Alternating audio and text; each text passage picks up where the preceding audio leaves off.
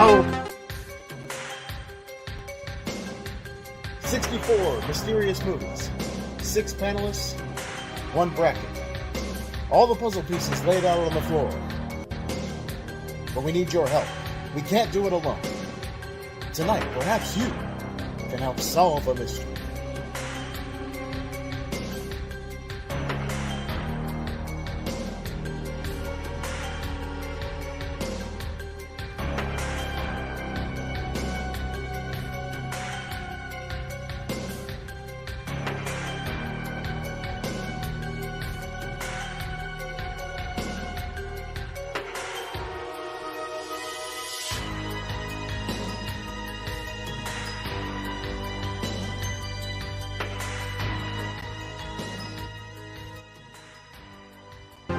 Round 1, fight!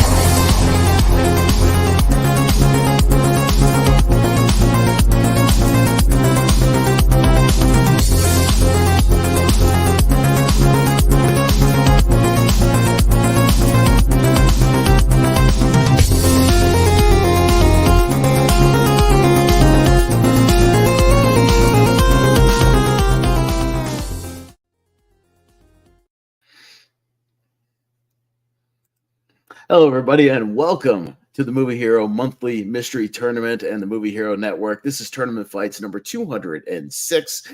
We do one of these every single month. We spun the wheel just a few days ago, Jordan Anderson and myself, who will be along in just a little bit. And we spun 64 of a lot of our favorite movies here in the community, some of our alternates, some wacky stuff, some stuff we see a lot, but it should be a lot of fun. I threw them all into a randomized bracket, and we're going to have a good time tonight.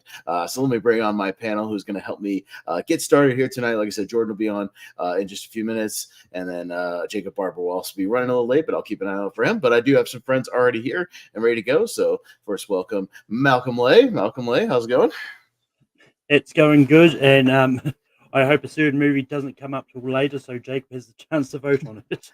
Well, yeah, I won't spoil where it is exactly, but I think he'll be here in time for it, so I think it'll be all right. Well, what movie are we talking about? Tune in to find out. It'll come up soon. We also have Brian Nussbaum. How's it going? It's very good. This should be one interesting tournament based on the selection show happened a few days ago. Mm-hmm. And here's hoping we get Billy Madison out of the first round this time. We'll see where that ends up if Jacob can get here in time to voice his displeasure with that one. We also have Richie Goodacre. How you doing, Richie? Sup? Yeah, going good. Yeah, no, it's always good to do these mystery tournaments. I was speaking of like a mystery. Is it are you ever going to run out of shelf space for your DVDs? I see that. Well, it's kind of slowed down a little bit because they're not putting out, as much physical media, and with all the stores closing down, Best Buy and nobody actually having physical media. Everything I order is online, and most of the stuff I order nowadays is just stuff that's first time coming to 4K or Blu-ray or something. So like I don't buy every movie I own is something I already wanted to own. So it's like I don't buy a lot of old stuff anymore, So yeah, I'm not gonna run out of space. I got a whole wall, and I still got room for about, I don't know, about 50 more, so I'm good for right now. And then what I'll probably end up doing is just converting my old Blu-rays to Blu-ray, and or my old DVDs to Blu-ray, and that'll be a whole nother task. So, but yeah, I'll kind of get us started. Let everybody know how it works. You guys all know how this thing works. But yeah, we took the 64 movies. I threw them all into a randomized bracket, spun the wheel a whole bunch of times, and throw them all in there. We'll go up and down. Everybody will get a chance to vote one or the other on these things. We have tiebreakers procedures should we need them, and you guys know how it is. We'll see which one wins tonight. I don't know. I'm feeling like an anarchy mood tonight. I don't know. I'm feeling some anarchy. I'm feeling some wackiness tonight. let me see. I don't know. I'm not always in the mood for anarchy, but I'm kind of feeling tonight. We'll see. See, yeah, I know, dogs. You're feeling anarchy mood too, right? Yeah, I know you're feeling it. Yeah. Maybe Fern will agree too in the background, Richie. You in the mood for some anarchy, Fern back there. Give me a holler. Yes, she went to just hang out outside, but she'll be back. Oh, okay. She'll be back in time for the anarchy. So, we'll scoot this thing on over here, and I'll reveal the first matchup, and we'll get things started. Like I said, I'll keep an eye for everybody else in the green room. But our first matchup tonight, scrolling on over, will be E.T. the Extraterrestrial and Shaun the Sheep. I did pull a few, not in this case, obviously, but I did pull a few fun alternate posters when I Okay. when I love could. love those When, posters. yeah, when I could, I found some. Not everyone has some, but Richie, we'll start down there with you, man. Get us started. Yeah, I actually came to both of these quite late.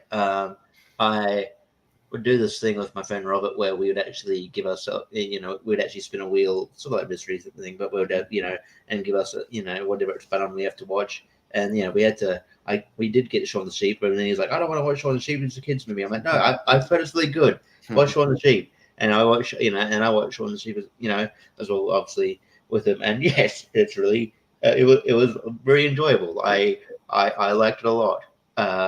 And yeah, it's quite fun. And ET I came to quite late. Yeah, it was one of those blind spots I should have gone to a lot earlier than I did. But yeah, it's a great film. So yes, it's tough. I'm gonna barrack for Shaun the Sheep, but I don't know how that will go. But we'll see what happens. Okay, Brian. Yeah, Shaun the Sheep is a good movie. It's a sort of spin-off movie of Wallace and Gromit because the character Shaun the Sheep. But yeah, E.T. is about 128. Great score by John Williams, especially the whole scene where where it's flying up in the air. That score really gives you chills. So, and my favorite Spielberg, so E.T. Okay, yeah, Malcolm. Yeah, I quite like ET. It's actually, honestly, it's been a while since I've seen it.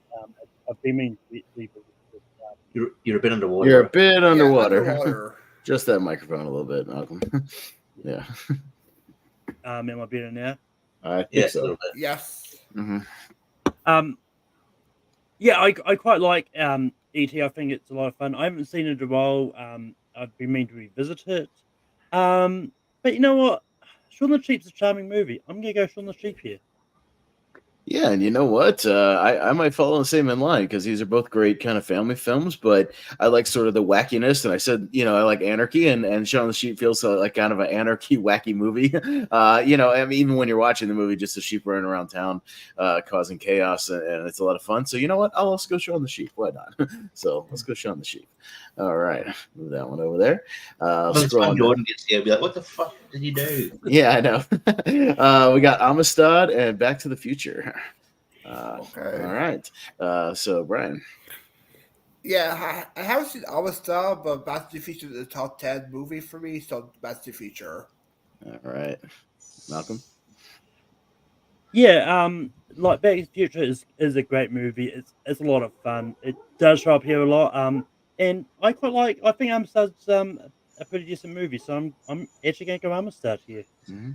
Yeah, we just had back-to-back Spielberg movies, by the way. E.T., Amistad, Back to the Future is produced by Steven Spielberg, so it's all Spielberg all the time here.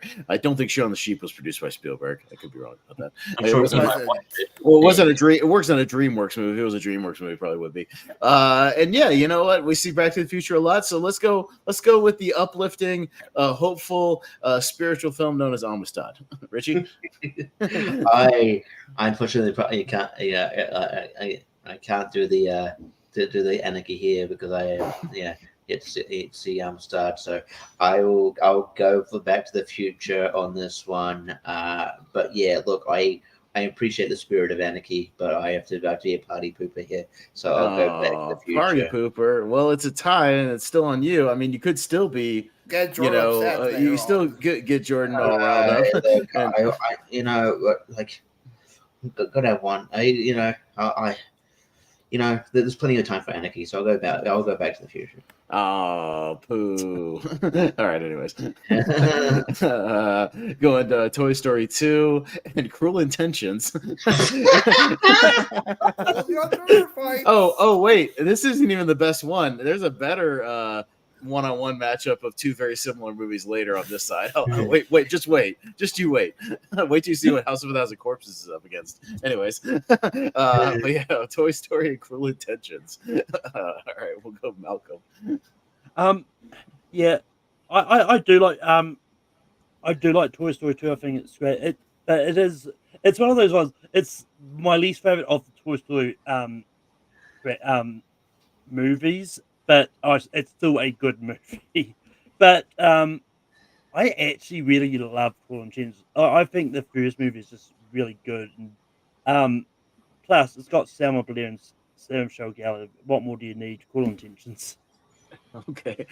Yeah, it's been a long time since I sat down and watched all of Cruel Intentions. Yeah, isn't it about Ryan Phillippe trying to bang his stepsister, essentially? Or, it's the bet that if he wins, he gets to bang his stepsister. I'm pretty sure that's like the number one trending porn topic nowadays.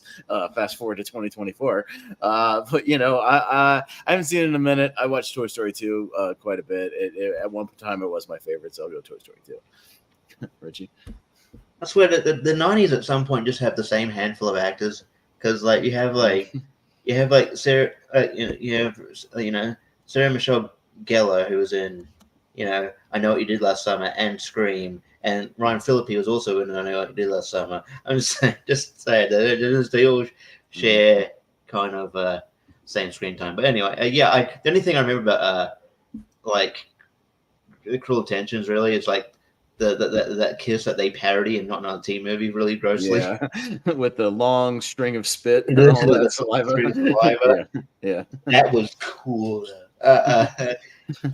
So yeah, look, I'm willing to give it a rewatch. Because it's quite a cult classic. There's direct DVD sequels. I know that much. Because of course there is.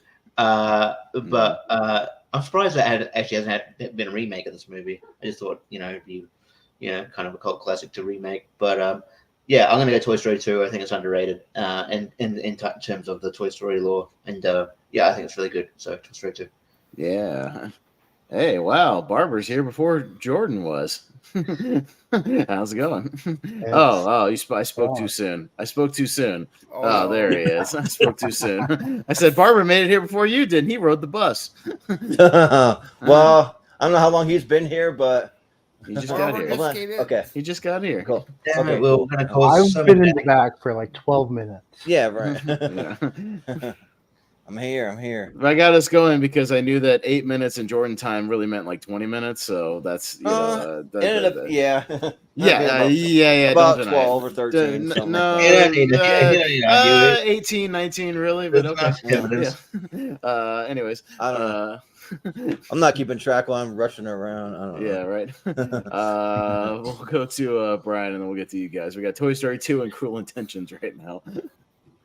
Yeah, Toy Story 2 is my favorite of the series. I love how it's supposed to be a direct-to-video sequel at first until they saw the way she loved me, Jesse's backstory inside. Let's put this in theaters.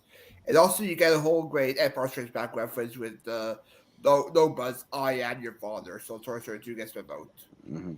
Yeah. Yeah. All right, Jordan, and then Jacob. Yeah. Okay. Let's see.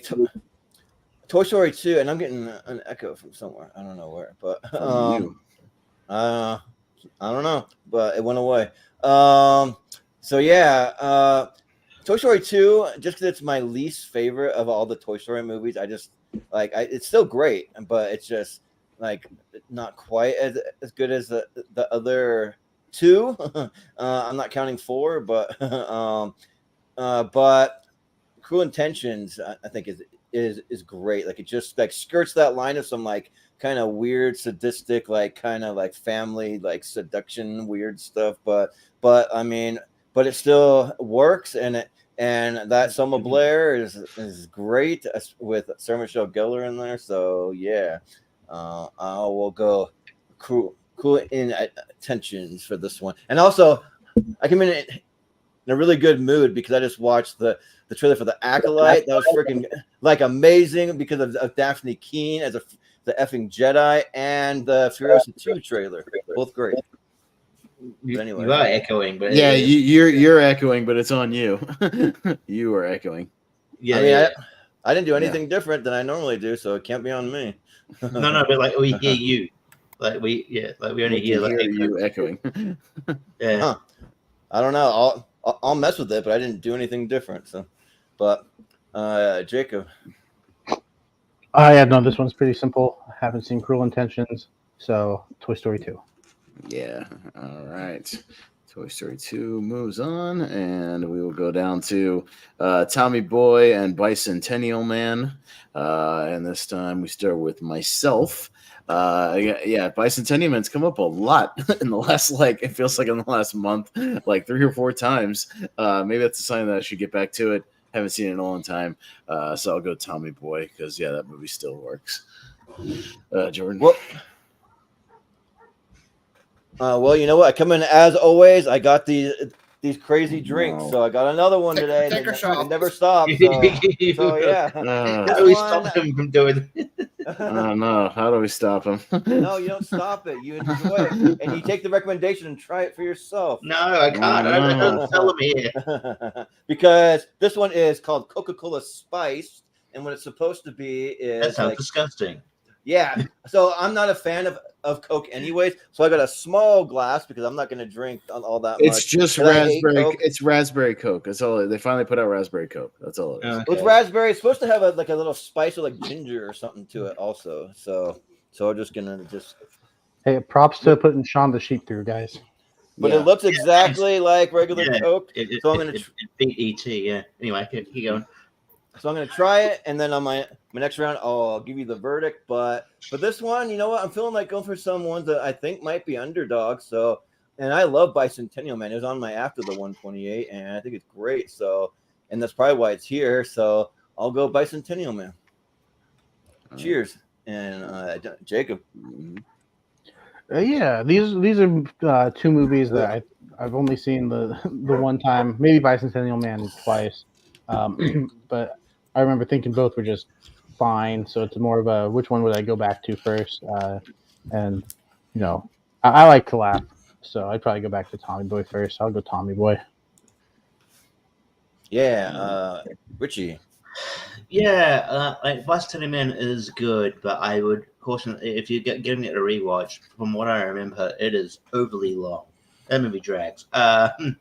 But and also it's kind of weird. Like, yeah, he's initially got a love interest, and then like obviously because he can't age, but then he like ends up dating his daughter. That he ends up getting with the daughter of the mom. It's weird. It's got some weird ramifications. Anyway, but he's only a robot, so he's only a robot, but it's not actually related. It's still weird. But yeah, I don't know. The more memorable movie and like the better movie is Tommy Boy. Even though Bicentennial Man's underrated, it's just overly long. I just remember. I'll just go in with that. So I'll go Tommy Boy.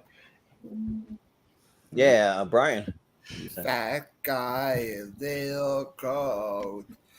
I'll go with Tommy Boy on this one. If you watch Ranko, I brought this up for top 12 cards of all time. Made the list, and it's a great comedy. So 90s, so Tommy Boy. Yeah. Malcolm, what do you say? Yeah, I'm not the biggest fan of Tommy Boy. I do like it. I think it's a good movie. I've seen it. I've only ever seen it the once. But I love Bicentennial Man. I think it's great, and it doesn't feel long at all to me. So I'm gonna go Bicentennial Man. Me neither. And I think it's one of the greatest Robin Williams performances. If you watch this near the end, it's good. But Austin. No, I already went. Okay. Tommy Boy. Oh, you voted Tommy Boy. Okay. Cool. Yep. Justify your length. You don't have to be 2 hours 12 minutes. Sorry. Yeah, not every movie has to be 2 hours and 12 minutes. That's not that long for a movie. 2 hours. Well, now I wish they would go back. Like now it's like the norm. That's what I don't. I saw a movie that was like 70 minutes in theaters, or like 80 minutes, something like that caveman movie, and it felt way too short. I'll tell you. Well, Driveway Dolls is only 90-something minutes. Driveway Dolls was like 82 minutes. It was perfect. Oh, Yeah. No, that movie was still too long. Anyways. I like that movie. I liked it. Going to Crazy Stupid Love and Stand By Me, Jordan. So they're both great movies, and the thing is though, like, I didn't grow up with Stand By Me. I only came to it probably like 2 years ago, 3 years ago, like came to watching it. And Crazy Stupid Love, though, I saw it in theaters. I thought that was great. I think that's hilarious. Anytime you have Emma Stone and Ryan Gosling on screen together, they have great chemistry. I put them in movies together more because they're great. And then Steve Carell's hilarious. And Ryan Gosling's getting to be like one of my favorite actors. Like I love me some Ryan Gosling. So I will go Crazy Stupid Love. But Jacob. Yeah, I was late to both these movies. Actually, within the last few years, I think Stand by Me is good. It's got some really good, kid performances. Early teens, whatever. But I think Crazy Stupid Love is really funny. I love the bromance that develops between Ryan Gosling and Steve Carell. I think it's pretty great. Emma Stone and Ryan Gosling, anytime they do a movie together, apparently it's just really good. And then the whole supporting cast, I think, gives great performances too. So I'll go with Crazy Stupid Love. And sorry to interrupt, but I forgot to give my score on that drink. 0 out of 10. That was one of the grossest things I've ever tasted in my life. I hate Coke and all fillers. I hate Diet Coke. I hate. Then why did you Coke. buy I it? hate freaking everything because it's all Why about. would you buy trying a new Coke things. if you don't like Coke? Well, I bought some of the worst tasting drinks I've ever had in my life on purpose for the entertainment values to watch me try something. Why that, did like, you I may save or may that not for? like. Well, save that for Snack Hero if you know it's gonna be shit. Well, Like not really for a whole doing like episode. full length Snack Heroes really at the moment. Now I got Right. too much on my plate, so that's why I'm bringing it here for just once in a while. So even if it's completely and totally gross, I've had some nasty stuff. I mean, I did the 1 chip challenge on my thing, and it nearly killed me. But yeah, the only type of cola I kind of like, I'm okay with Blue Pepsi, but that was discontinued. So yeah, everything else is gross. Anyways, Richie. Well, I'm glad. I'm glad we had that intermission. Yeah, right. Aren't you glad Yeah. that you can avoid it if it ever comes to you? Sure. I wasn't gonna bite anyway. Stand by Me. That poster looks trippy as fuck. I was been staring at it for a while. I'm just like, but yeah, Crazy Stupid Love is.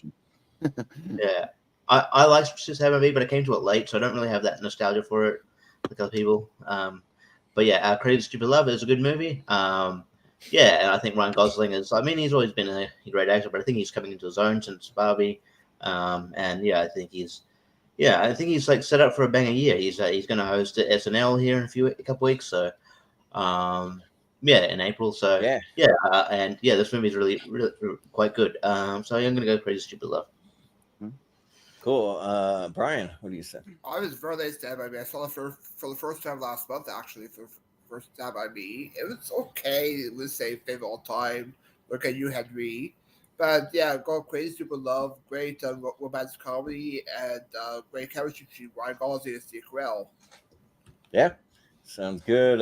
Malcolm, what do you say? Yeah, I like Stand by Me. I think it's pretty good, but I really love Crazy Stupid Love. I think it's a lot of fun. So Crazy Stupid Love. Yeah. Austin. I'll make it a clean sweep. Let's go Crazy Stupid Love because I also didn't grow up with Stand By Me that much either, and I've seen it a couple times, and it's fine. Yeah, it's fine. It's I think it's overrated in some circles. So yeah, we got Billy Madison and Back to the Future Part 3, which I found that poster, and that poster rules. So that is cool. Yeah. Yeah. Nice. So Jacob, just in time. Hey, buddy. Yeah. You think of Billy Madison? Yeah. Chaos, Jacob. No, we'll save the chaos for another. We'll save the chaos for later. Trust me. Billy Madison. Anyway, I think. Yeah.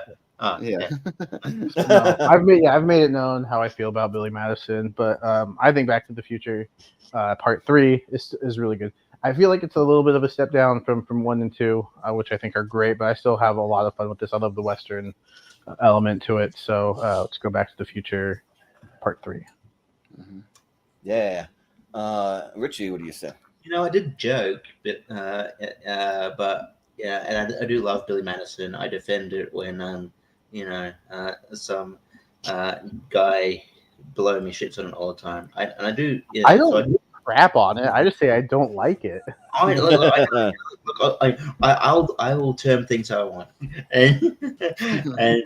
and look, You act like I'm a certain someone with Paddington 2.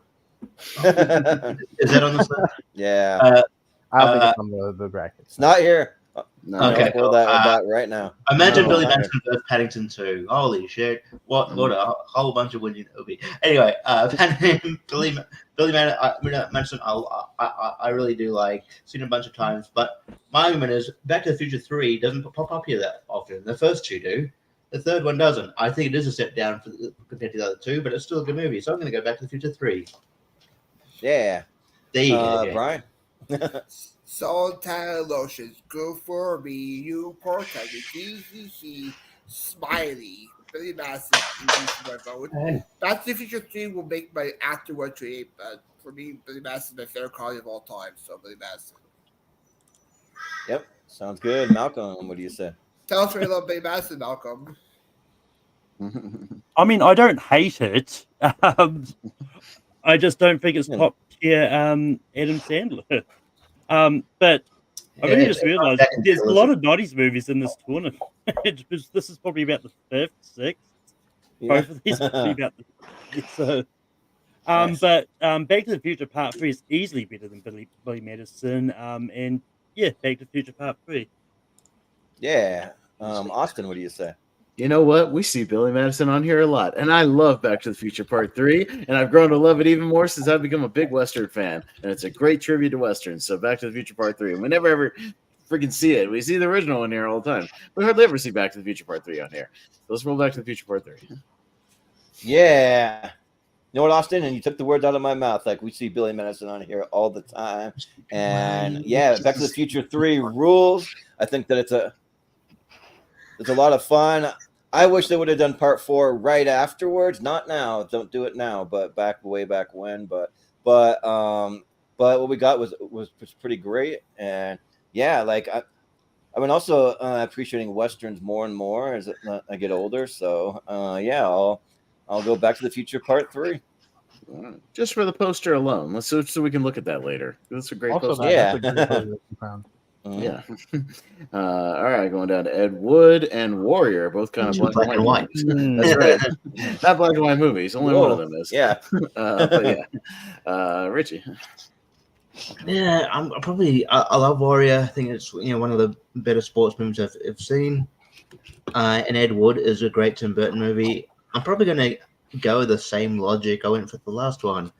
I think there's few movies that come up as often as Warrior, which is kind of weird when you think about it. Because Warrior, like, it's a great movie, but it's not like the most well-known movie ever. So, but Warrior just fits in a lot of categories. So I guess, but yeah, it comes up here a fucking lot.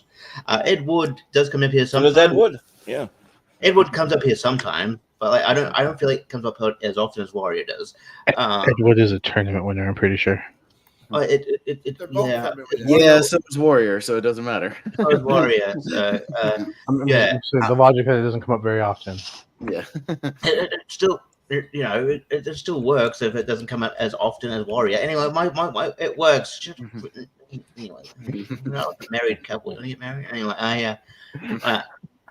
No, yeah. him and JPO are the married couple that bicker like a married couple. Yeah. Well, anyway, I'm going Ed Wood. Suck it. Yeah. Sure. Don't talk to me like that. Ryan. Look, we'll talk about this when we get home, okay? You shut up. Anyways, Edward is a blind spot for me, but I see Warrior, but I'll go with Warrior on this one. Get to it, Brian. Yeah. This is a great movie. It's been on Tournament 5 like a dozen times. Come on. Yeah. Malcolm.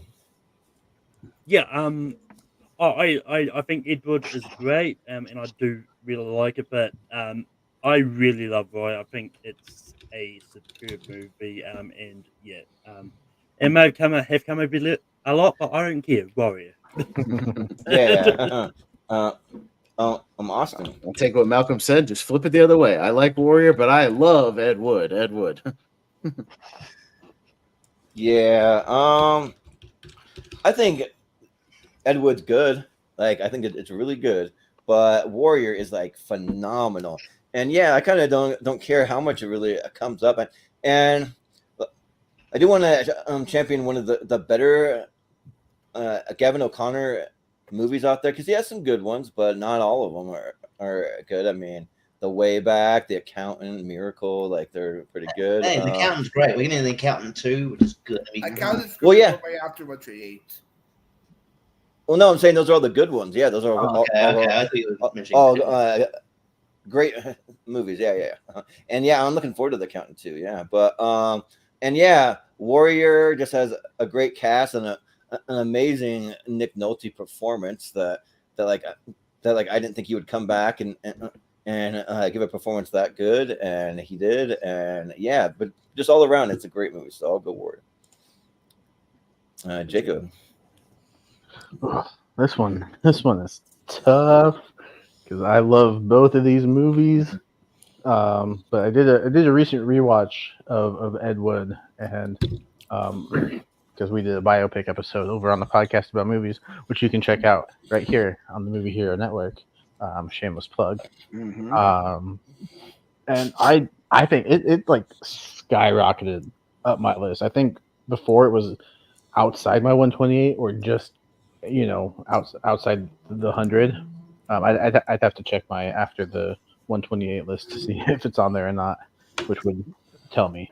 But man, it's so good because I said this on the episode because like I think not only is it a biopic of Ed Wood and kind of his style of filmmaking, but I think it's also a good look at Bela Lugosi's sort of last days, which for some reason I didn't pick up on until this most recent rewatch. Warrior, it's a great sports movie, but I'm just on an Ed Wood high right now, so I'll go Ed Wood. See, that's proof that your 128 can change over time, and that's all right. Yeah, but not the next. Not within 3 months of the other one. Not in the Wasn't next within show. 3 months. That wasn't within a year. One show, and then A you year do, is a long time to. when you do one show and then you do another one, and it's like nearly identical. No, it was a year. Yeah, but it's still identical to the other show you did. Anyway, but You had 33% the same movies. Anyway, yeah, because my list was 33% different. I mean, it happens. I mean, But the question I revisit is the biggest. I revisit my 128 almost every other day. So I mean, I literally do it that often. So. oh, you're like Henry. Okay. So it's constantly shifting. It's changing. Every time I see a movie, I plug it in to an all-time list, and really, of like about 2,000 movies, and then I see where it plugs in. Mm. But anyways, No, Richie already went. We got a tie, so I'm gonna go to Jacob for the tiebreaker since he's here now. Is Richie already? I'll stick with Ed Wood. All right. Okay. Woo. All right, going down to Alien and Flatliners.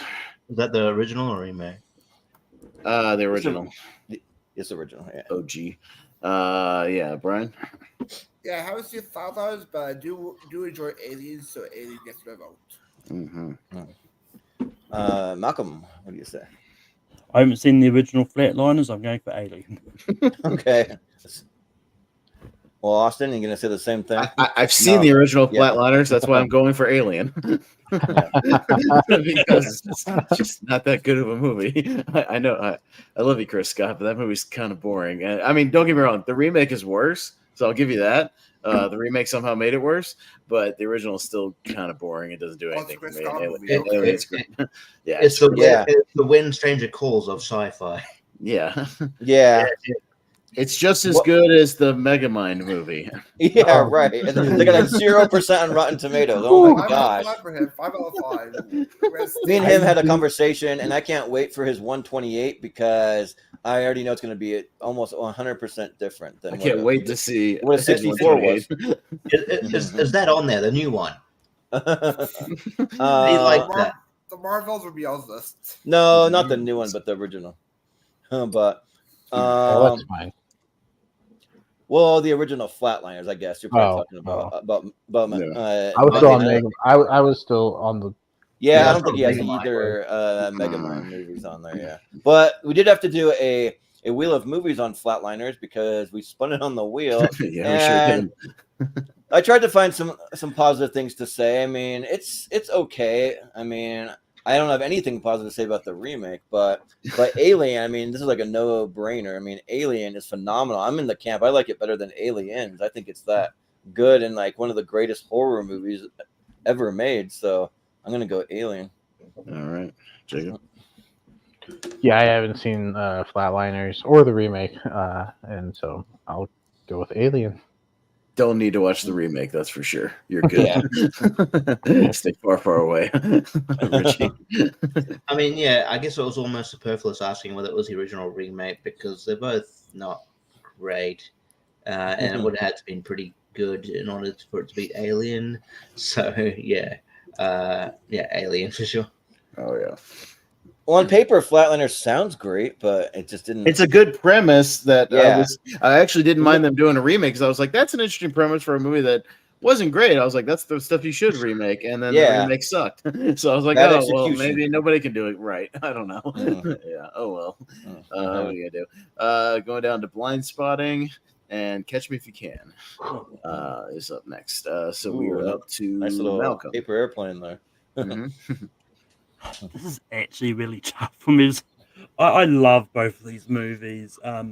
Like Catch Me If You Can is a really great biopic about Frank Abagnale Jr. Like just seeing how far how much he sort of got away with his sort of like forgery and stuff until he was got caught. It's just one of those incredible kind of stories which sounds like it's been really fabricated, but it really did happen. But I really love Blind Spotting. I think it's great, and yeah, it doesn't come up here a lot. So I'm gonna go Blind Spotting.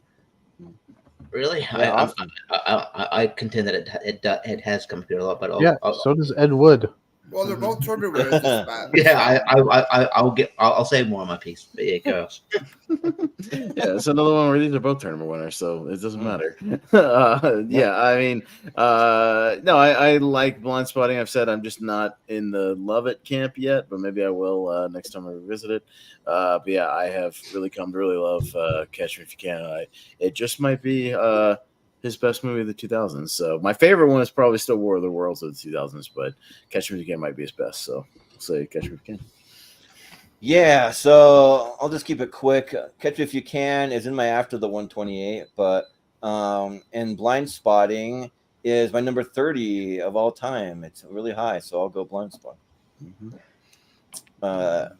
Jacob. Yeah, I'm kind of in the same boat. Blind Spotting is in my top 30. Might even be top 20. Catch Me If You Can. I finally checked it out within the last year or so, and it's really great. And so I'm sure on subsequent rewatches, it could shoot up the list too. But for now, I'm going to go with Blind Spotting. Yeah, Richie.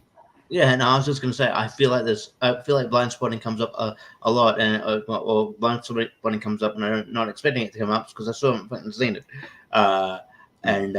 Yeah, I mean, I could have. Yeah, there's an argument. What are you doing with your life, Richie? There's an argument where I could have, I could have watched the, you spin the wheel, but look, I got no answer for that. But anyway, yeah, Catch Me If You Can is great. It's the most Scorsese and Spielberg movie, and I enjoy it every time I watch it. So I'll go Catch Me If You Can. You stole that from our spinning the wheel when Austin said it, Richie. Oh wait, you didn't watch it. The most Scorsese and Spielberg movie. Austin said that. But Everybody said that on here. yeah. But anyway, but no, yeah, that's just showing everyone like thinks that, yeah. But or a lot of people. But Brian. Yeah, I have to agree with you. Blind Spot is a blind spot for me, Hex and Joe. But I see the TV show, so there's that. But Catch Me If You Can is definitely one trade, number 87 ranked total. Great score by John Williams, very like 60s esque for that, and has some great people who grew up to be now. You have Jeffrey Gart shows up, Elizabeth Banks, Amy Adams in their early roles. So Catch Me If You Can. Yeah. All right, so we got another tie to Brian.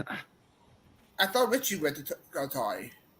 Richie had the first one, then Jacob showed up, so Oh, yeah, I gave him one, and now it's up to you. Catch All Me If right. You Can. Yeah, all right. Got A Beautiful Day in the Neighborhood and End of Watch is up next. I'm up first. Yeah, I've seen End of Watch once. So that's another one I need to go back and watch again. But yeah, Beautiful Day in the Neighborhood's pretty great. And yeah, I'm a big Mr. Rogers fan. Grew up watching him, and that and the documentary make a great double feature. So we go Beautiful Day in the Neighborhood. Yeah. End of Watch is phenomenal. That I think it's really, really good, especially the ending. It has a really powerful ending, and I think Jake Gyllenhaal and Michael Pena, they have a really good chemistry together. And when Michael Pena hits, like he really hits, but he also has some misses that just don't work. But Beautiful Day in the Neighborhood, I grew up with Mr. Rogers. I watched it like every time that it was on, just about as a kid, and yeah, like I saw this documentary in theaters. I cried. Like he was just a phenomenal human being, and then there's not too many people out there like him. So I'll go A Beautiful Day in the Neighborhood. Jacob. Yeah, I love these matchups where it's a movie I've seen against a movie I haven't seen, because I haven't seen End of Watch. Yeah, I've heard good things about it. I'll get to it eventually, but yeah, A Beautiful Day in the Neighborhood. I love that when I saw it, I was like, oh, it's a biopic about Mr. Rogers, but it's more about how this guy like helped Mr. Rogers helped this guy. So that's cool. Wait a minute. Is this the Tom Hanks one? The Tom Yeah. Hanks, not the documentary. Oh, it's the Tom Hanks one. I always get those two confused. I'm going to change my vote to End of Watch. So I didn't like that one as much, so I was thinking it was the documentary. Yeah. But anyways. But I did. I love this movie, so I will go with A Beautiful Day in the Neighborhood. He was very confused by Tom Hanks on the poster. Yeah. Tom Hanks just has a way of looking like people. To be fair, it's like Walt 1 Disney. inch tall on my screen right now. Okay. But Richie. I had to be like, oh, and to be fair, I mean, I got confused a little bit, not with that, but like End of Watch for a minute. I'm like, I End of Watch the Jake Gyllenhaal, Michael Pena. I was thinking of for a minute there. I thought of The Watch with the John Hill, Vince Vaughn, and Ben Stiller. Oh yeah. But yeah, I mean, like that poster could be for either of them, but He could. but yeah, I've seen End of Watch a lot of quite a few times. I think it's really good. Sort of a good, yeah. It is a really. I mean, if you don't like sort of the shaky cam sort of gets to you a bit, because it's like, I mean, it's not like it's sort of it's almost like found footage because they're just carrying the camera the whole time, but like almost, Yeah. but yeah, Body it cams is, and all that. Yeah. but it is really well done. David Harbour's in this movie as well, and Anna Kendrick. But yeah, and I haven't seen A Beautiful Day in the Neighborhood yet. Mr. Rogers, I understand he's a cultural icon. It didn't really reach Australia, but I'm sure he sounds great. So, but I'll go into watch. Yeah, I've heard that there's like a guy that's sort of like Mr. Rogers in Canada, but I don't know who he Yes, is. Mr. Dress Up. Okay, yeah. But Brian, what did he say? Yeah, As It Watch is decent, but A Beautiful Day in the Neighborhood is number 32 on my overall 138. A great performance by Tom Hanks. You get elements of the TV show like the opening, feel like the opening element to our neighborhood episode. You get some of the elements with the neighborhood make believe in the middle, and toward the end with such a good feeling. So go A Beautiful Neighborhood. Yeah, Malcolm. Yeah, I'm not the biggest fan of End of Watch. Like the shaky cam does get to me a bit. Like I've only seen it once anyway. I might give it another shot down the line. But yeah, I actually did enjoy the A Beautiful Day in the Neighborhood, and I actually liked it better than the documentary. Will You Be My Neighbor? Funny enough, but A Beautiful Day in the Neighborhood gets my vote. Mm-hmm. Yeah. All right, Beautiful Day in the Neighborhood, and we're going down to Eternal Sunshine, Spotless Mind, and Fast Times at Ridgemont High. I like that Fast Times poster. Feels very comic booky. Yeah, very much. All right. And JPO is over watching Eternal Sunshine right now over on Wolfman's channel for the 20th anniversary. I hope he enjoys it. Yeah, it's a good movie. Yeah. Yeah. Jordan.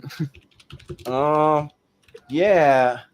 I have been slowly liking Eternal Sunshine more and more as I have given it rewatches. But Fast Times, actually, it's a lot of fun. Yeah, I'm a big Judge Reinhold fan. Phoebe Cates, I mean, that's like the shot when she's coming out of the water or the pool or whatever. And yeah, Sean Penn, one of the like cooler kind of like just like different role for him when he was younger, like a stoner guy.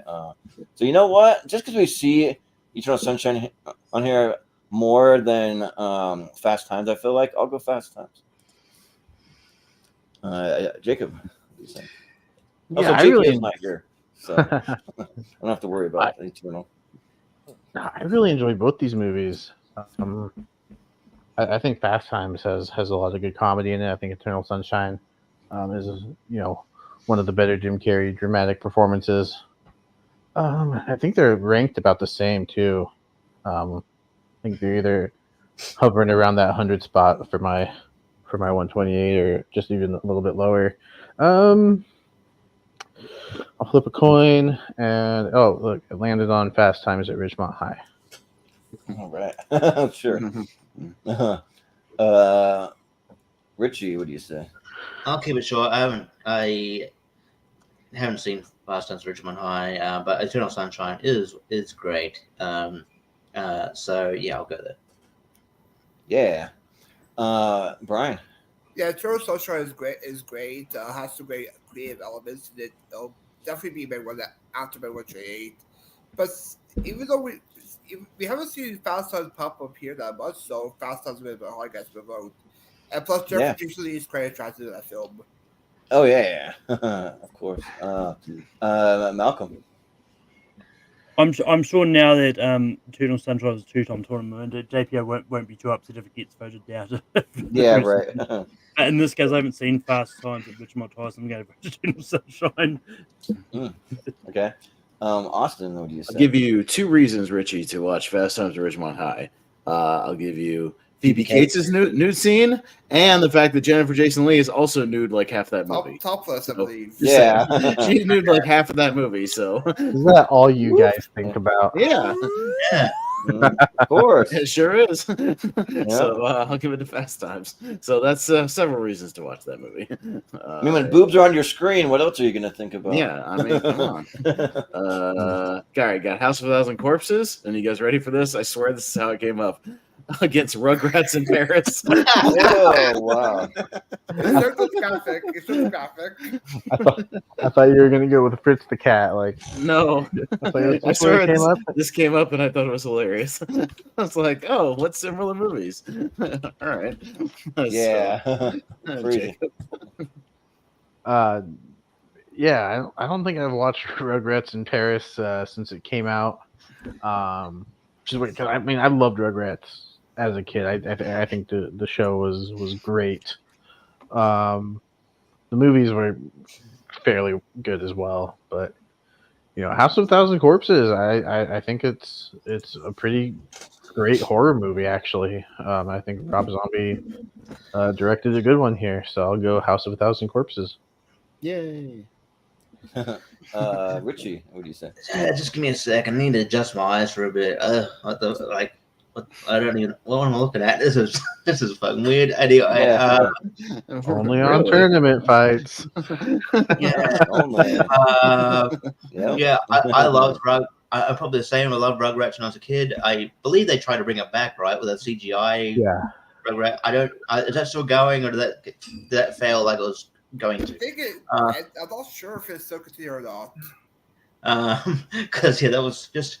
Yeah, sometimes 90s things should stay in the 90s because that's where they'll get. Anyway, yeah, that's where they shine.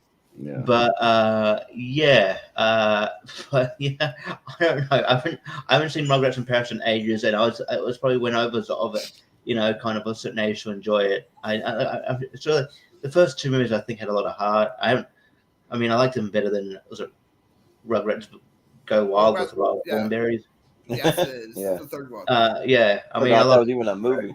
I like the Wild Thornberries movie, but yeah, I'm gonna go House of a Thousand Corpses because it's a movie I'll probably rewatch again over Rugrats in Paris. Yeah. Brian. Yeah, I work for Rugrats Paris is the movie on this one. If you love Godzilla monster fights, you'll love the whole kaiju fight toward the last half of the movie, and Suicide Red is great at the villain. Yeah. Sounds good. Malcolm, what do you say? But yeah, the CGI Rugrats is still going. It's in its second season at the moment. But yeah, I haven't seen House of a Thousand Corpses, but I really loved the Rugrats growing up, and I really love the movies. I'll rewatch Rugrats in Paris the movie before I even consider watching House of a Thousand Corpses once. So Rugrats in Paris gets my vote. You're Malcolm. Yeah, I just don't like Wild Zombie. sure. Yeah. Fair enough. Austin. One of these movies is it's House of a Thousand Corpses. So that gets my vote. Yeah. No, it's my 128. I love House of a Thousand Corpses. Great kind of throwback to like 70s grindhouse stuff, but really great production design and costuming and makeup and everything. It's a lot better than people make it out to be. So yeah, I love it. Jordan. Yeah. I like House of a Thousand Corpses enough. Like I think that Captain Spaulding's one of the like a better horror characters. I think that he's a cool character. And last comic convention I went to, I saw quite a bit of like artwork from House of a Thousand Corpses, like more than I thought I would. But and the Rugrats, they're fine. Like I remember really being a big Rugrats fan as a kid. Then I tried to go back and watch it. I'm like, I don't really like this anymore. I don't know. I'm just not really into it like I once was. But so I'll go with House of a Thousand Corpses. Yeah. All right, we have a tie to Malcolm. Rugrats in Paris. Oh, geez.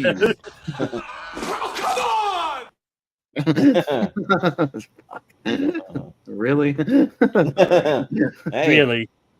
Damn it. Yeah. Rob Zombie can't get a break on this show. What? I was paying, looking at my phone. I look up and Rugrats has gone through. What the fuck? Well, No. did you vote for it as well, Richie? Yeah, you did.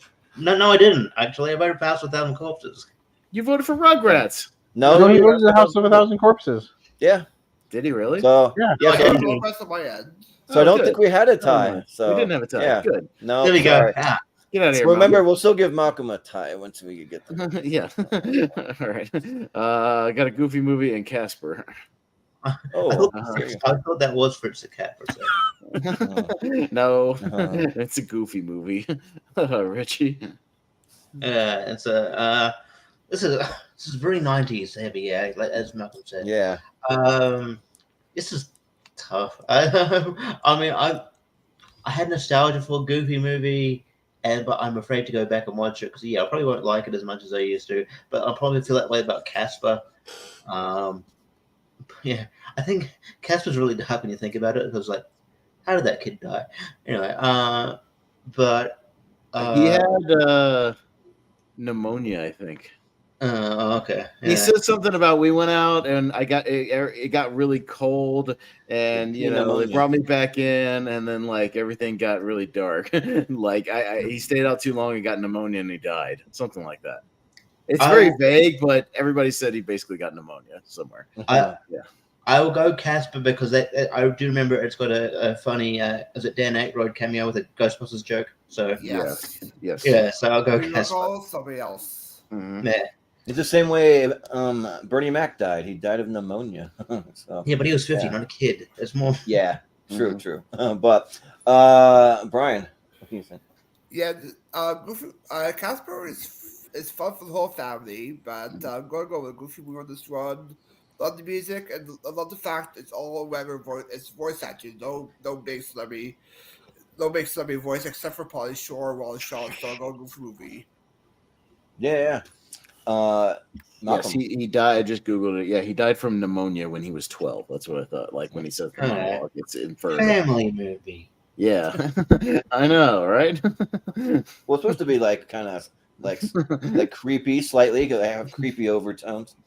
Mhm. But Malcolm, what do you say here? Yeah, I've seen a Goofy movie once. But that was really recently though. I didn't grow up with it. But I did actually grow up with Casper. Like it was one of the first movie going experiences I had when I was younger, and And as Bart Simpson said in an episode of The Simpsons, Casper is just the ghost version of Richie Rich, because if you put those two original comic counterparts beside each other, they do look the same. Yeah. Mhm. So I'm going to vote Casper. Yeah. Austin. Pop trivia quiz: who plays the live action Casper in Casper when he comes back at the end? Devin Sawa. There you go. Yes, correct. Oh, okay. Devin Sawa, one of his Devin earlier roles. Sawa. Change that trivia That's right. question to match what I've been watching. Yeah, there you go. Is that movie on your list, Brian? No, it's not. It's pretty well known. Oh, it's not. Yeah, Yeah, Devin okay. Sawa comes down the stairs. Yeah. Anyways, yeah. I don't love a goofy movie, so I'm going Casper. Casper's always been a favorite of mine. I like that movie a lot, and I think it's fun. I think when I was a kid, I liked the fact they ran around the giant house. Looked like fun. I remember playing Yeah. the PlayStation game. That was all right. Yeah. Yeah, I mean, these are both movies I liked when I was a kid and kind of grew out of. I don't really care for them, either one that much. I mean, but probably I'd have a little more fun with Casper. I like Bill Pullman. As a kid, I had a big crush on Christina Ricci. Still kind of do as an older Christina Ricci, and like there was a time on the channel I was thinking about maybe doing some watch along stuff, and I asked Chris Scott, and he's like, "We should watch." We should have watched along for Casper, and he was like really excited about it. I'm like, no, I don't think so. But yeah, I'll still vote for Casper here though. Yeah. You know, that's on 90s Christina Ricci movie we should watch. You should watch That Darn Cat. What a remake. Yeah, there you go. Jacob. Yeah, I grew up with a Goofy movie. Yeah, I've gone back to this one several times. Haven't gone back to Casper as much, but I really like both of them. But I just I have a Goofy movie a little bit higher. So Goofy. Yeah, movies. somebody was lazy with their homework, by the way. I know, right? It's just Casper colored in. Hey, give me an idea for Richie Rich. Give me 5 minutes. I'll be right back. Yeah. Was it the same comic company that did it too? I Probably saw the same artist. that's real, by the way. That's really what they both were Yeah. in the 50s. This is Casper Bunch of colored in. lazy assholes. It's in the joke with Bender and Homer look the same person. Yeah, Oh yeah, Bender and Homer. Yeah, yeah. both Matt Groening, so it makes sense. Yeah. All right, Casper moves on. I got the Deer Hunter and Prisoners. Does anybody love the Deer Hunter? Never No. seen it. Never seen it. Skip Allen's the only one who does, so Prisoners moves Yeah. on. All right. Prisoners. There you go. It was a formality. All right, so Yeah. we got Children of Men, and we got Mission Impossible Fallout. Anyone love Children of Men? I hate that movie. I can't stand Children of Men. I I've never mean, we seen could that just movie. we could just pass through Fallout. That movie. Most people gonna vote Fallout here. Yeah. We don't have I would Steven probably Shepard like on. Fallout. I don't dislike Children of Men as much as you guys, but I would have gone Fallout. Yeah, okay, so you would have. I don't I'm just dislike trying to it, but question why there's a pig on the Children of Men alternate poster. I don't know. I found that somewhere. I don't know what it means either. I have no idea. I don't remember the movie enough, like, to give a shit. Yeah, I don't dislike Children of Men, but I like Fallout Leaps and Bounds better. Got Kingsman. And What the fuck is that wedding singer? the Wedding Singer. Yeah, well, I don't What is know. that? Is that like Rocky Horror Picture Show or what is Yeah, that? something. I don't know. Wedding Singer. I found it. Brian. Yeah, I love the Way Singer poster, first of all. But yeah, Casement pops up a lot. Way Singer doesn't show up that much, so I'll go Way Singer. All right. Yeah, Malcolm, what do you say? I mean, I'm going to pull a bit here, but I'm pretty sure Reading Singers come up quite a bit as well. Yeah, but anyway, looking at that poster for Reading Singer, it kind of looks like Mick Adams. They've made Mick Adam Sandler look like Mick Jagger, and Yeah, maybe that's the point. I don't know. Yeah. But yeah, I love both these movies. But I'm gonna go Reading Singer. All right. Yeah, Austin. I just don't like overly love Wedding Singer. I'm all about like anarchy or whatever if I like the movie, but yeah, Wedding Singer I just don't like. I forget it exists half the time. I think it's okay. I'll go with Kingsman. Yeah, I like The Wedding Singer, but yeah, like it's one I feel like a lot of people like if they don't love like Billy Madison and like some of those really goofy ones. For a lot of people like in my circles, at least my family, that like they either love Billy Madison and not the Wedding Singer, or the other way around. I don't know, but yeah, I'll go with the Kingsman. I mean, I love the Kingsman, so yeah. Jacob. Yeah, I really like The Wedding Singer, but I love Kingsman. I think it's great. I think it's got some great action, some great characters here. I think it was a great introduction to the franchise. So I'll go with Kingsman. Yeah. Richie. Yeah, Richie. Yeah, I think he's right. Yeah, that Wedding Singer poster kind of looks like Adam Driver playing Mick Jagger. Yeah, I could see that happening. I could see that happening. By the way, I could see Adam Driver playing Mick Jagger. That would work. Yeah, yeah. But yeah, I love the Kingsman, and I think it's great. I'll give it to the Wedding Singer here. Just by Tad. It's one I watch all the time. Growing up, and yeah, I just have that nostalgia for it. So yeah, I'll go the Wedding Singer. All right, now Malcolm has a tiebreaker. What you got, Malcolm? I'm going to, I'm going to flip it. Kingsman. Oh, okay. Flips it last Kingsman. time. All right. Well, we're flying. Let's keep it up. All right. I like this. Flying through and doing what we're doing. All right. Let's keep it going. All right. Jordan missed. Let's see. Toy Story or Back to the Future over Amistad. Shaun the Sheep for E.T. There you go. There you go. Really? What was that about? Shaun the Sheep. Shaun the Sheep is good. It's fun. You guys are high. Shaun the Sheep. And you're smoking something on there. I don't know. I don't think you're gonna say that. I feel like. All right. Yeah. On the other side, we've got The Dark Knight and The Departed. Is what that is. So yeah, me first. Again, I like The Departed. It's a good movie. Gets a little bit better every time I watch it, but still kind of mid-tier Scorsese. So I'll go Dark Knight. Jordan. Yeah. Yeah, I'll probably go with the Dark Knight too. I like it quite a bit better. I'm not a huge Departed fan, but I like the clip I used for the last scene in Heard. It's like the scene where Leonardo DiCaprio just comes to the bar and he orders a cranberry juice, and then the guy's like, "What is that? Is that like a women's drink? Like, are you on your period?" And he just takes the freaking glass and like almost knocks the guy out and like just smashes it on his head. I'm like, whoa, like that escalated quickly. But yeah, I'll go with the Dark Knight. Jacob.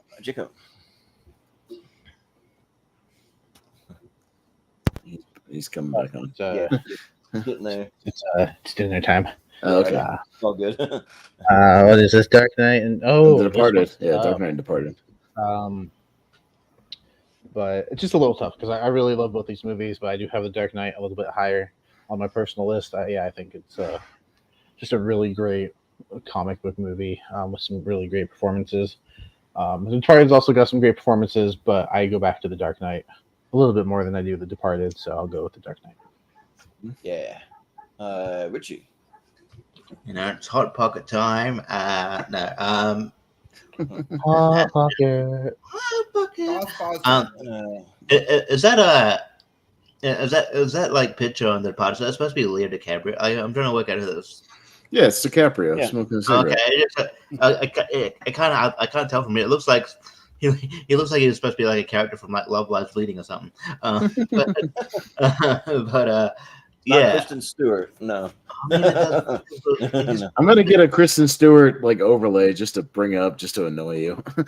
Sure, do it. I'm gonna send you a Love Lies Bleeding poster, and you're gonna hang it up. Yeah. So I can set it on fire live on camera. No. Sure. Because while we set fire to good movies, anyway, The Departed is I love Departed. It's one of my. I actually think it's one of my favorite Scorsese movies, but in my opinion, but and Dark Knight is the pinnacle of comic book movies in my opinion. It's it's a great it's top tier comic book movie. So this is pretty tough. Just so it's not clean. So I'll go to Departed. See what happens. Yeah. Brian. Yeah, Roddy Day should do a Robert Pattinson versus Kristen Stewart matchup for Jordan. But first, wait, which one versus Kristen Stewart? What was the Robert first Robert Pattinson. Versus Robert Kristen Pattinson. Stewart. Yeah. First matchup, haven't seen Departed, but I do love comic movies, so Dark Knight. You do like a a tournament fight battles. We all pick our most hated actor or actress. It'll be do just all like the their movies. podcast episode when we picked our most hated movies from all those people and throw them all. Yeah, yeah, right. Yeah, we could do that. But Malcolm, you said.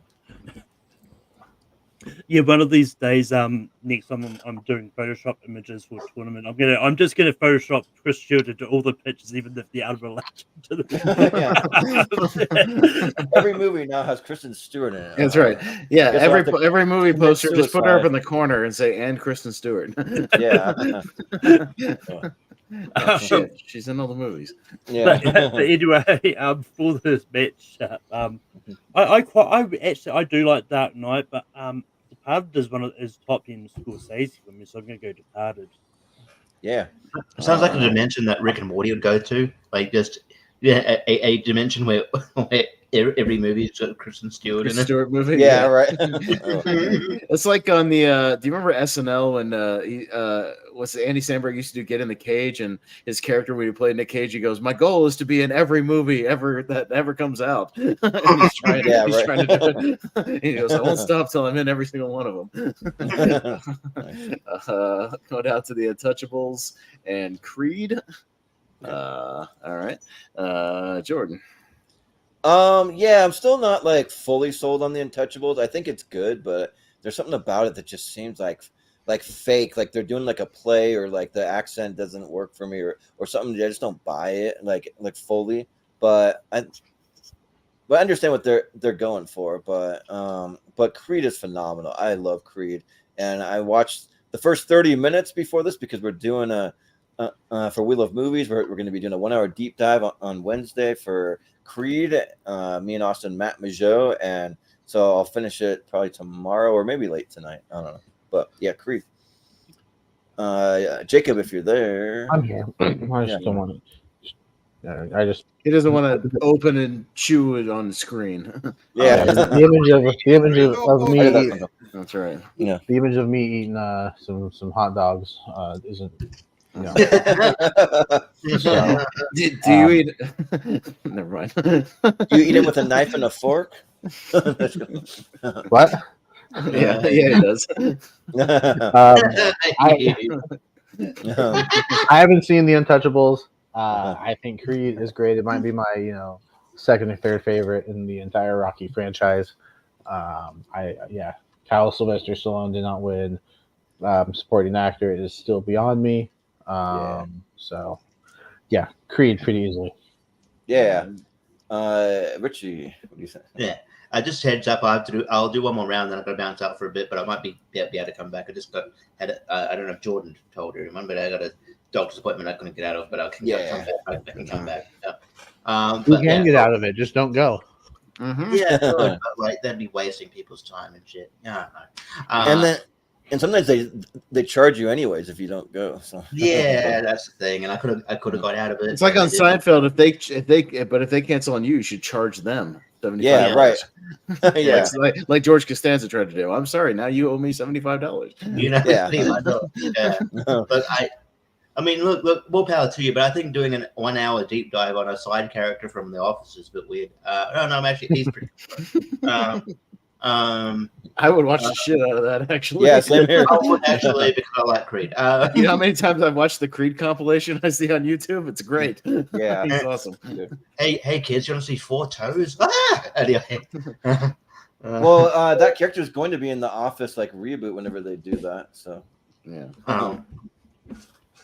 I remember watching The Untouchables like in my dad's video store. Like he'd have like a movie playing, but usually he would like put on like, sort of family friendly stuff. But even for some reason he had that on, and then there was the scene where like, Sean Connery gets shot to shit, and he's like, "Oh God!" And I was not of age to watch it. He's like, no.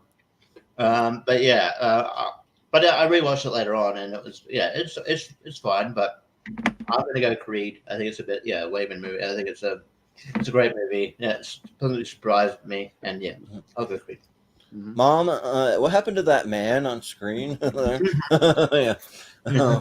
But we got shot, son. But Brian, what do you say? Yeah, many days you could do a tournament based on best side characters for movies or TV shows. Be a fun tournament for that. But but sidekicks or something. Yeah. yeah, first matchup, I haven't seen The Untouchables, but Creed is a great legacy sequel, and it's going to kick off the reboot of the Rocky franchise, so Creed gets my vote. Yeah. Malcolm. On a side note, that animated picture of the Untouchables, Kevin Costner's character looks a lot like a young Bruce Willis. Yeah. He does a little bit. Yeah. I was looking at like Bruce Willis is in the Untouchables. Like, Yeah. oh yeah, that's probably who this is Yeah. supposed to be. Yeah. But yeah, I love the Untouchables. I think it's great, but I love Creed more so. Creed. Yeah. Austin. Yeah, I've also I Untouchable is another one I give a shot like every couple of years and try to like it more than I do. I just I can't get super into it. I realize there's good stuff going on there, there's good performances, but yeah, I'm enjoying my little Creed rewatch. I'm halfway through right now. It's a good time, so I'll go Creed. Yeah, it's definitely a Chris Scott movie for Untouchables. He's a very neo-noir guy. Mhm. But yeah, if you got to head out, Richie, that's cool. But I'll do this round. might see you back. Sure. Okay. Yeah. Sounds So good. this is Happy Gilmore and Sky Captain. Anybody going for Sky Captain? Nope. I'll do the next round. And I'll Yeah, exactly. right. You stick around for this one. Yeah, because Sky Captain's a Steven Shepard one. I Yeah. think he's the one that's big on that. So Billy Madison can't make it. Happy Gilmore. I got the Breakfast Club, and that's Life of Pi with the tiger and the boat. Found Richard some Parker. kind of some more picturesque posters there. So Jacob. Another easy one. Haven't seen Life of Pi, so I'm going to go with The Breakfast Club. Yeah. Yeah. Richie. Yeah, Life of Pi is like all right, but then I know it's in the book, but that fucking ending annoys the shit out of me. I think the guy who plays the adult telling a story is really good. He was in that movie called The Lunchbox, which is really good. But yeah, I think he passed away a couple years ago, but he's a really good actor. But yeah, The Breakfast Club is all time classic. I came to it late, but I instantly got it. I got why people love it. So yeah, The Breakfast Club for sure. Yeah. I'll be back, or I might not be. Well, you never know. It's a mystery. It's actually It's a mystery. Will he be back? Yeah, well, We shall find see. out. Gotta Find watch out till the next end week to on find Dragon out. Ball Z. Catch me on all the other social things. You know where to find me. Blah blah blah. All right. Mhm. All right. Sounds good. We'll see you. Mhm. Brian. Fine. Yeah, what kind of pie is it of? Is it strawberry pie, rhubarb pie, apple pie? We shall No, see. it's the 3.14 number pie. Okay. Yeah. Yeah. But I haven't seen Life of Pi. But Chicken pot. I Chicken see pot. Breakfast Club, a bit overrated, but I see it, so I'll go Breakfast Club. I think it's beef Yeah. shepherd's pie. Anyways, Yeah. Malcolm.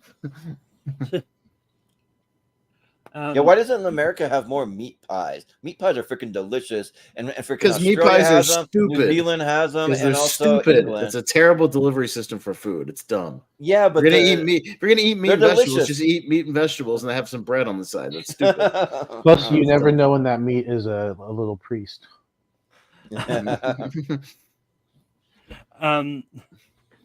But anyway, Life of Pi is a good origin story for Peter Parker's father from Spider-Man, because Tiger's name is Richard Parker, which is the same name as Peter's father.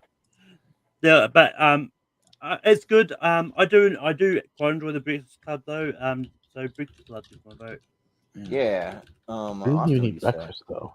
Oh God damn it, Jordan! Why do we have to do Seen and Heard at 8:00? They're showing Late Night with the Devil at 6:15 on Thursday. I want to see that shit. Damn it! Oh yeah, dang, yeah, that movie. Damn it! Sounds good. Yeah. Damn it, Jordan! Why do we have to do Seen and Heard on Thursday? Son of a bitch! Now I gotta wait till like Saturday or something. Shit. Well, if you want to reschedule with the whole group, good luck. Let's all go Late Night with the Devil. Yeah. It's like it's a potentially really good horror movie finally coming out this year. I need a good horror movie to come out this year. Got anyways, nothing about but a- good reviews. yeah, I'm getting. I think it has like 100% right now. Breakfast Club. Yeah, Yeah. last night it was 100. I want to see it too. Yeah. Yeah. But in Seattle, when I lived there, they had this place called the Armory by the Space Needle, and they have a meat pie place, and it's freaking delicious. But anyway, I just wanted to throw that out there. Random. I guess I'll have to go see it after our Fact, podcast about movies too, because we're gonna do that show also. Oh man. On Saturday. Yeah. I'll have to wait. I can wait till Sunday. Yeah, maybe. Unless you want me to host it so but might be a little hard on the speed round. But yeah, for this one, I saw The Life of Pi in IMAX, and it's very like visually stunning. Like it's really cool, all of the colors and like the effects and stuff. But I mean, The Breakfast Club it is great. I think it is for like I don't know if it's like a coming of age movie necessarily, just like friends reconnecting on an afternoon. But I mean, but it is really good. So I'll vote for The Breakfast Club. Breakfast Club. Yeah. All right. Well, I may just go see it Friday before tournament fights. I got time. Yeah. It was 6:15. It's an hour and a half. Hey, a 90-minute movie. What do you know? Yeah. It's good shit. Exactly what a horror movie should be. 90 minutes. All right. Yeah. Pirates of the Caribbean: Dead Man's Chest, and that's actually Rush Hour 2. I found somebody photoshopped to make it Really? look like That's a good Empire, one. Empire Strikes Back. Yeah. Who's that girl? I don't remember. That's Elizabeth. the Secret Service chick or whatever. The one that's on the SS Mino Johnson, like that Yeah. girl. Yeah, that chick. Yeah. So Brian. Yeah, Rush Hour 2 is a good sequel to the first one, but I do quite enjoy Dead Man. That's Dead Man Chest, right? Dead Man's Chest, yes. Yeah, Dead Man Chest is actually my favorite of the Pirates Trilogy series. It will make my after 138, so I'll go Pirates Dead Man Chest. Yeah. Malcolm, what would you say? Yeah, I like Rush Hour 2. I think it's great, but I think the first three Pirates of the Caribbean movies are all really good. So I'm gonna go Dead Man's Chest. Yeah. Austin. Yeah, we don't get to talk about Dead Man's Chest a lot. Like it seems like the first and the third one come up a lot, and I really like Dead Man's Chest, and I like all the stuff going on in that movie. And Bill Nighy's great, and love the final stuff with the Kraken at the end. So you know what? I'll go Dead Man's Chest. Why not? Yeah. I'm trying to look. I could have sworn that the Secret Service chick looked just like someone from Fast and Furious, but I don't think it's the same person. But No, she kind of has like an Eva Mendes thing going on, but it's not her. Yeah. But yeah. So Rush Hour 2 was in my after the 128, and it's really good. It was the very last VHS I ever bought. I remember like when we were little kids. Well, I mean, I wasn't like that young. I was like middle school, but I still like me and my brother went in together to buy it when VHSs were full price. So, but yeah, I love almost all of the Parts of the Caribbean except the fourth one is good, not great. But the rest are great. And yeah, it's in my 128, so I'll go Dead Man's Chest. Jacob. So I like Rush Hour 2. I think it's a really good sequel, but I think Dead Man's Chest is a better sequel. So Dead Man's Chest. Yeah. Well, there you go. All right, Pirates Dead Man's. All right, Malcolm will be up first for Employee of the Month and Coda. Oh. Nice. All right, Malcolm. Yeah, Employee a Month is fine. Like, I don't like. I think it's decent. But Coda is great. Like, it's like it deserved to win Best Picture that year, and it's just one of those great stories. It's just showing like this kid growing up in a family full of like deaf adults and that, and just seeing these like struggles and that she's had, but also just it's just really great, and just that in that last scene is just really heartbreaking as well. So Coda gets my vote. Yeah. Awesome. I haven't watched Coda yet, so I guess by default I'll go Employee of the Month, but I'll get to it at some point. I think you'd like it. Yeah. I don't think you'll love it, but I think you'd like it. Sure. Yeah, it seems like what everybody said that year. Yeah. Yeah, because I had one blind spot for this, and it was Coda, and I watched it, and the movie's really good. Do I think that it's worthy of Best Picture? Maybe. The jury's out on that. I'm not really sure. It's not like an overwhelming, like, yeah, that deserved it. You know, it's kind of like well, maybe because it was a kind of a like not as like strong of a year maybe for the Oscars. I don't know, but Well, it was the COVID year, so yeah, it really wasn't. Yeah, Honestly. yeah, right. But everything got delayed, so it was what it was. It wasn't the COVID year. COVID year, I believe, was no. Oh yeah, it was 2021, right? 2021, Yes. Yeah, yeah, Yeah. This Yeah. was the year of the Will Smith slapped when it came out. So yeah. But when Play of the Month is mine, and if it pops up, I'm usually gonna vote for it because I just love the whole cast all around. I get some pretty good laughs, and it's one that I go back to about every other year, something like that. So yeah, I'll vote for Employee of the Month. Jacob. Yeah, Coda was one of my alternates. You'll actually see it whenever I get around to doing my next 64. It'll be in there. This was my second favorite movie behind Spider-Man: No Way Home. I absolutely love that movie. But yeah, I think this is a really good movie. I love Troy Kotsur's performance in this movie. I was elated when he won supporting actor because I think he turns in a really, really great performance. Employee of the Month is fine. I like it. Don't love it. If it's on, I'll laugh at it. Sure. But yeah, I think Coda does deserve the Best Picture win that it got. So I'll go with Coda. And also, were those 3 deaf actors in there? Like they were really deaf, right? Yes. Yeah. That's cool. Yeah, nice. Mm-hmm. Brian. Yeah, Playable is fine. Not more than 128 worthy for me, but Coda we never seen pop up on Turbo Price. Only this episode probably when we did the last year's back for the trade decade years. So I'll go with Coda on this one. Great use of the American Sign Language use of it, so Coda. Just quickly, the movies that Coda was up against for Best Picture that year was Belfast, Don't Look Up, Drive My Car, the original, the first Dune, King Richard, Licorice Pizza, Nightmare Alley, Power of the Dog, and West Side Story. Yeah, that is a weak year. I would have gone with Nightmare Alley. I loved Nightmare Alley here. I thought that was awesome. It was a good year. It was, I think, weak nominees. I think there were some others that could have. Yeah. And plus, Coda's getting a planned stage adaptation for a musical. Yeah. Oh yeah. Midsommar and Fritz the Cat. Oh. Whoa. Yeah, finally. It is. Yeah. Two very similar movies. Yeah. Is that the original poster right there? One of them. I found like 2, so that's like the French poster or something Nice. weird. Yeah. So here's where I'm going. We see Midsommar a lot, and it's won a tournament. Let's go, Fritz the Cat. Anarchy rules, baby. Let's go.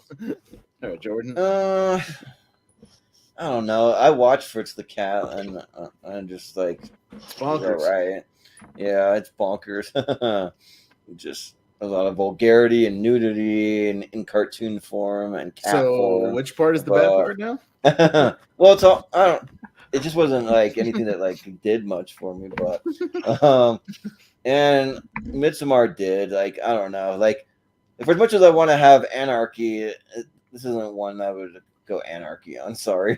So I'm gonna go Midsommar. But I mean, I get it if you guys want to. Jacob. It's not even anarchy for me. I like Midsommar. I think Florence Pugh was giving a really good performance, but Fritz the Cat, like every once in a while you just come across that one animated movie that is just off the wall bonkers, and it's like, how did this get made? And it's like, oh yeah, right, the 70s. Because would it be made today? Maybe not. Would it get the X rating? I don't know if they'd go that. I wouldn't go to theaters. That'd be a streamer. Yeah, this would It's an HBO Max original, Tubi original. Yeah, something like that. Well, HBO Max has some pretty weird like animated stuff. If it was HBO Max, they wouldn't even make the stream; they'd just delete it. Yeah, right. What the hell did you just turn in, filmmakers? Delete. Yeah, delete. Yeah, This shit'll never see the light of day. Tax write-off. No, I loved Fritz the Cat the first time I watched it. It was bonkers, and yeah, I highly recommend it to everyone at least one time. So I'm going Fritz the Cat. All right. Yeah, it's a fun one-time watch. That's how I see it. But Brian, I'll go Fritz the Cat only because I'm not a horror person and Midsommar well determined. So Fritz the Cat gets my vote. Anarchy. Well, you might be horrified by what you see in that movie, but Malcolm. So I actually watched Fritz the Cat specifically for this. Oh, nice. Love you, Malcolm. And yeah, it really is absolutely bonkers. Like, I mean, it's one of those ones like there is barely any dialogue, but that didn't bother me about like, and just reading up about it, like it's the first American animation movie to get an X rating. They're like and- snorting cocaine and they're I like, mean, well, like it's one of those swearing ones left and like, right. It's like- considering what I knew about it before going in, like this is definitely down the line of stuff of a Ralph Bakshi typical kind of stuff, and I just think it's a lot of fun, and yeah, and I really love Midsummer, but I was also going to go for Fritz the Cat. All right. Nice. Yes. Hey, all right. Sorry, We could just get it in the poll. That's all I want. All I want. sorry, is Miss get it in Mar, the you went up poll. against that movie tonight. That The one. Joker, let's the go joke, against the Aladdin. Joker will be proud of it. Introduce a little anarchy. Upset the established order, and everything becomes chaos. Yeah. Yeah. Becomes chaos. Chaos. You live, you die. Oh, now we're talking. All right. So we got Almost Famous, and that's Apocalypse Now. I found these just kind of fan art sort of things. So I was gonna say that. What is that? Licorice pizza? It almost. looks no, it's Almost No. Famous. Almost Yeah, Famous. Almost Famous and Apocalypse Now. So we're up to Jordan. I mean, Almost Famous is fine. Like I'm not like super high on it like a lot of people are. I think that it's good. I appreciate Jimmy Fallon in this movie versus any other movie, but he's ever been in. But I mean, Apocalypse Now is an all timer. I mean, this movie's in my 128, and it's just like one of the most beautifully and like masterful created movies. So yeah, I gotta go with Apocalypse Now.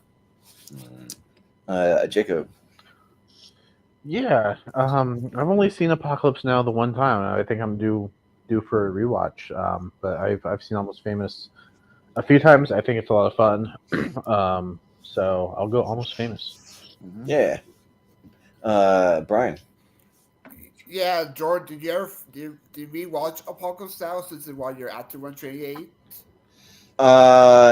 Did it win it? Is that the one that actually won? I believe so. I forgot. No, so I probably should. Thanks for the reminder. Yeah, Yep. first matchup. I don't think I've seen Apocalypse Now, so I'll go with Almost Famous. Yeah, I'll have to watch it this weekend. But Malcolm. Yeah, I'm not overly big on either of these. Like, I like Apocalypse Now just fine. But just slightly we go Almost Famous. Yeah. Austin. Almost reverse of what Malcolm said. I like Almost Famous just fine, but I love Apocalypse Now. So I'm gonna go Apocalypse Now. Yeah. All right. So I think Apocalypse Now wins, or does Almost Famous win? Almost Famous won, right? Almost Famous, yeah. That's Yeah. Famous, Okay. Yeah. Okay. Interesting. Yeah. All right. Steven Yeah. Shepard's not even here. There you go, Steven. It's a battle for what? So ultimately you're going to Oh, lose to for you. Fritz the Cat. Yeah. That makes my vote a lot easier, actually. Aladdin and 1408. So Jacob. Yeah, this is a interesting one because I love Aladdin, but I think 1408 is kind of underrated. Maybe I'm just like in a who cares mood now, and now that Fritz the Cat, like that's the goal. Yeah. Maybe this is strategic. I don't know. I'm gonna go 1408. Okay. Yeah. Brian, what do you say? This is easy. I'm going for Aladdin. My favorite Disney animated film of all time, so Aladdin. Mm-hmm. Yeah. What? Mm-hmm. Yeah, shocker. Malcolm. Yeah, I really love Aladdin, but I think Fallen Angels just is severely underrated. Like, I think it's really good, so I'm gonna go 1408. Yeah. Austin. I'm not sure which way to go on this because, yeah, I'm a big champion of 1408, but Aladdin's really good. I'll leave it up to Jordan to say Aladdin. Why not? It's the lack of villain song for me. Yeah. Yeah. C tier movie. Mhm. Yeah, like people don't really talk about 1408 as like the as famous of a hotel as The Shining. I guess I can't remember what they call it in the movie, but it's the Roosevelt Hotel in New York City. It's in the movie. It's the Dolphin, I believe. Oh yeah, Dolphin oh yeah, Hotel. Dolphin. Yeah, that's it. Yeah. But so if I ever go to New York, I'll just stop by the Roosevelt. But this one is hard. I think that they're both really, really good. You know what? I'll throw Brian a bone. I'll go with Aladdin. Sure. All right. Thank you. Not mad at it. Well, yeah, I mean, it's Disney. It's Disney animated. Renaissance. Jacob gave you together. Yeah, It's right. a very good hotel movie too. Exactly. Yeah. Got the D Train against They Live. So they live. Okay. D-Train's All right. weird. Good. Okay. I was gonna watch the D Train because it's on Tubi, but didn't have time. Yeah. Well, you got time actually, because we still have our Ben Stiller Jack Black tournament coming up, and that'll probably be in there. So it's kind of fun seeing them play like two gay guys, though. Like the way that they kind of act, they have some weird tendencies and stuff. Yeah. Got Tropic Thunder and Dodgeball. Speaking of Ben Stiller versus Ben Stiller. Yeah. This is a good matchup. All right. Yeah. So, Brian. Yeah, this is very interesting. Tropic Thunder is good. It may have to be watched. It's been a long time since I've seen it, but I'll never watch it for a new member. But make me happy. I got a good brain. But Dodgeball's been 128. I love the whole setup how making dodgeball to a extreme sport. And if you can dodge a wrench, you can dodge ball. So dodgeball gets my vote. Yeah. Malcolm, what do you say? This is easy for me. I've said this multiple times. I don't like Tropic Thunder. I think Tom Cruise is as Len Grossman is the only good thing about that movie. But I really love Dodgeball. I think it's a lot of fun. So Dodgeball gets my vote. Yeah. Austin. Yeah, no, I mean it's a pretty close one. I like both these movies a lot. No, Tropic Thunder seems to not get very far, and we've seen Dodgeball a lot recently, so I'll go Tropic Thunder. Yeah, they're both really good. Yeah, I'm probably due for a rewatch on Tropic Thunder. Like I've seen it maybe 3 times, something like that. But it's good. I watch Dodgeball all the time. Like I love Dodgeball. I think it's great, and it probably for right now it holds up a little more for me. So I'll go Dodgeball. Jacob, what do you say? Yeah, this is an interesting matchup. Two really good comedies. I'm just going to go with the one that I think I like Ben Stiller in a little bit more, and that's Dodgeball. Yeah. All right, so Dodgeball will roll through. All right, and then we'll go to The Sixth Sense and Walk Hard, the Dewey Cox story. I like the Sixth Sense poster, the people hanging. I like the Walk Hard too, as well. Yeah, the Walk Hard one's kind of a like playing tonight sort of poster. All right, Malcolm. I actually think that Walk Hard poster is supposed to be reminiscent of the cover of La Bamba. It might be. Yeah. So I think that's what they're going for. Yeah. But I love Walk Hard. I think it's a lot of fun. I really like Sixth Sense. I think it's a great movie, and honestly, I don't think it's won a tournament before, so I'm going to go to Sixth Sense. Yeah. Awesome. Yeah, it's interesting because I've always been a big advocate for The Sixth Sense. I think it's almost kind of getting to the point where it's underrated because we just, don't remember how good it is. Yeah. And you know what? Even though Walk Hard's in my 128, I got it to win a tournament. So, it's a wrong tournament. We don't see Sixth Sense a lot. Let's go Sixth Sense. Why not? Yeah. I can't remember what the first M. Night Shyamalan movie was. I don't know if it was Sixth Sense or what it was. Technically, he did this little small movie, like about a family. It had like Rosie O'Donnell in it, but nobody's seen it. Yeah, you can find it on like YouTube. It's a very small movie, but pretty much his first mainstream movie is The Sixth Sense. Yeah. Well, Rosie O'Donnell, not a a great selling point for me. Yeah. Yeah, just to make you think of like Donald Trump is isn't only Rosie O'Donnell like the Yeah. when you're talking about a fat pig or whatever. But yeah, I think that they're both really great. But yeah, just because we see Walk Hard a lot on here, and maybe not as much The Sixth Sense, I'll go with The Sixth Sense because yeah, I feel like The Sixth Sense is a movie for me that I want a lot of time to pass before I watch it again, like a good 10 years or something like that, and then I'll go revisit. And that's about what it's been for me. So Yeah. I'm due to go back to it. So I'll go with The Sixth Sense. Yeah, Jacob. I'll hop on this train because I love Walk Hard and I think it's great. And yeah, it's probably another one that's in my next 64. Nice. But yeah, The Sixth Sense. It's kind of getting to the point where I feel like it's kind of getting underrated. So let's go with The Sixth Sense. Yeah. Brian. Yeah, Walker's great. Great comedy, great use of cameos as well. You get some almost shows up Jack Black as well as Paul McCartney. Great music. Should have been nominated for an Oscar for the songs. But yeah, I'll go for success in this one. Yeah. Quick question. You know how in 51st Dates they have to watch The Sixth Sense like every day because of Drew Barrymore's thing? Oh yeah. All right, so not every day, but if you had to, I'll just quick poll for everybody on the panel. If you had to watch, if you absolutely had to, like your life depended on it, you had to put on one movie a week and you had to watch it in completion, what movie do you pick? That's a good one. Are you going order the panel or what? I don't know. Just whoever's got one, just throw it out there. I mean, I know what I would pick, but what would you guys pick? What's a very rewatchable movie? My criteria. Okay, I'll start with mine, and then I'll go to you guys. Give you guys. Yeah, what's yours? I go for A, really entertaining. B, one of my favorites, and C, relatively short because you want it to be a short movie that doesn't take up much of your personal time. So I go with Tremors. It's 95 minutes, super entertaining, and I've rewatched it 1,000 times. Anyways, I could easily rewatch it another 1,000 times. So I go Tremors. That fits my criteria. Yeah, I'll go with Willy Wonka on this one. It's very rewatchable, one of my favorites, and great music. There you go. Okay. Yeah. You know what?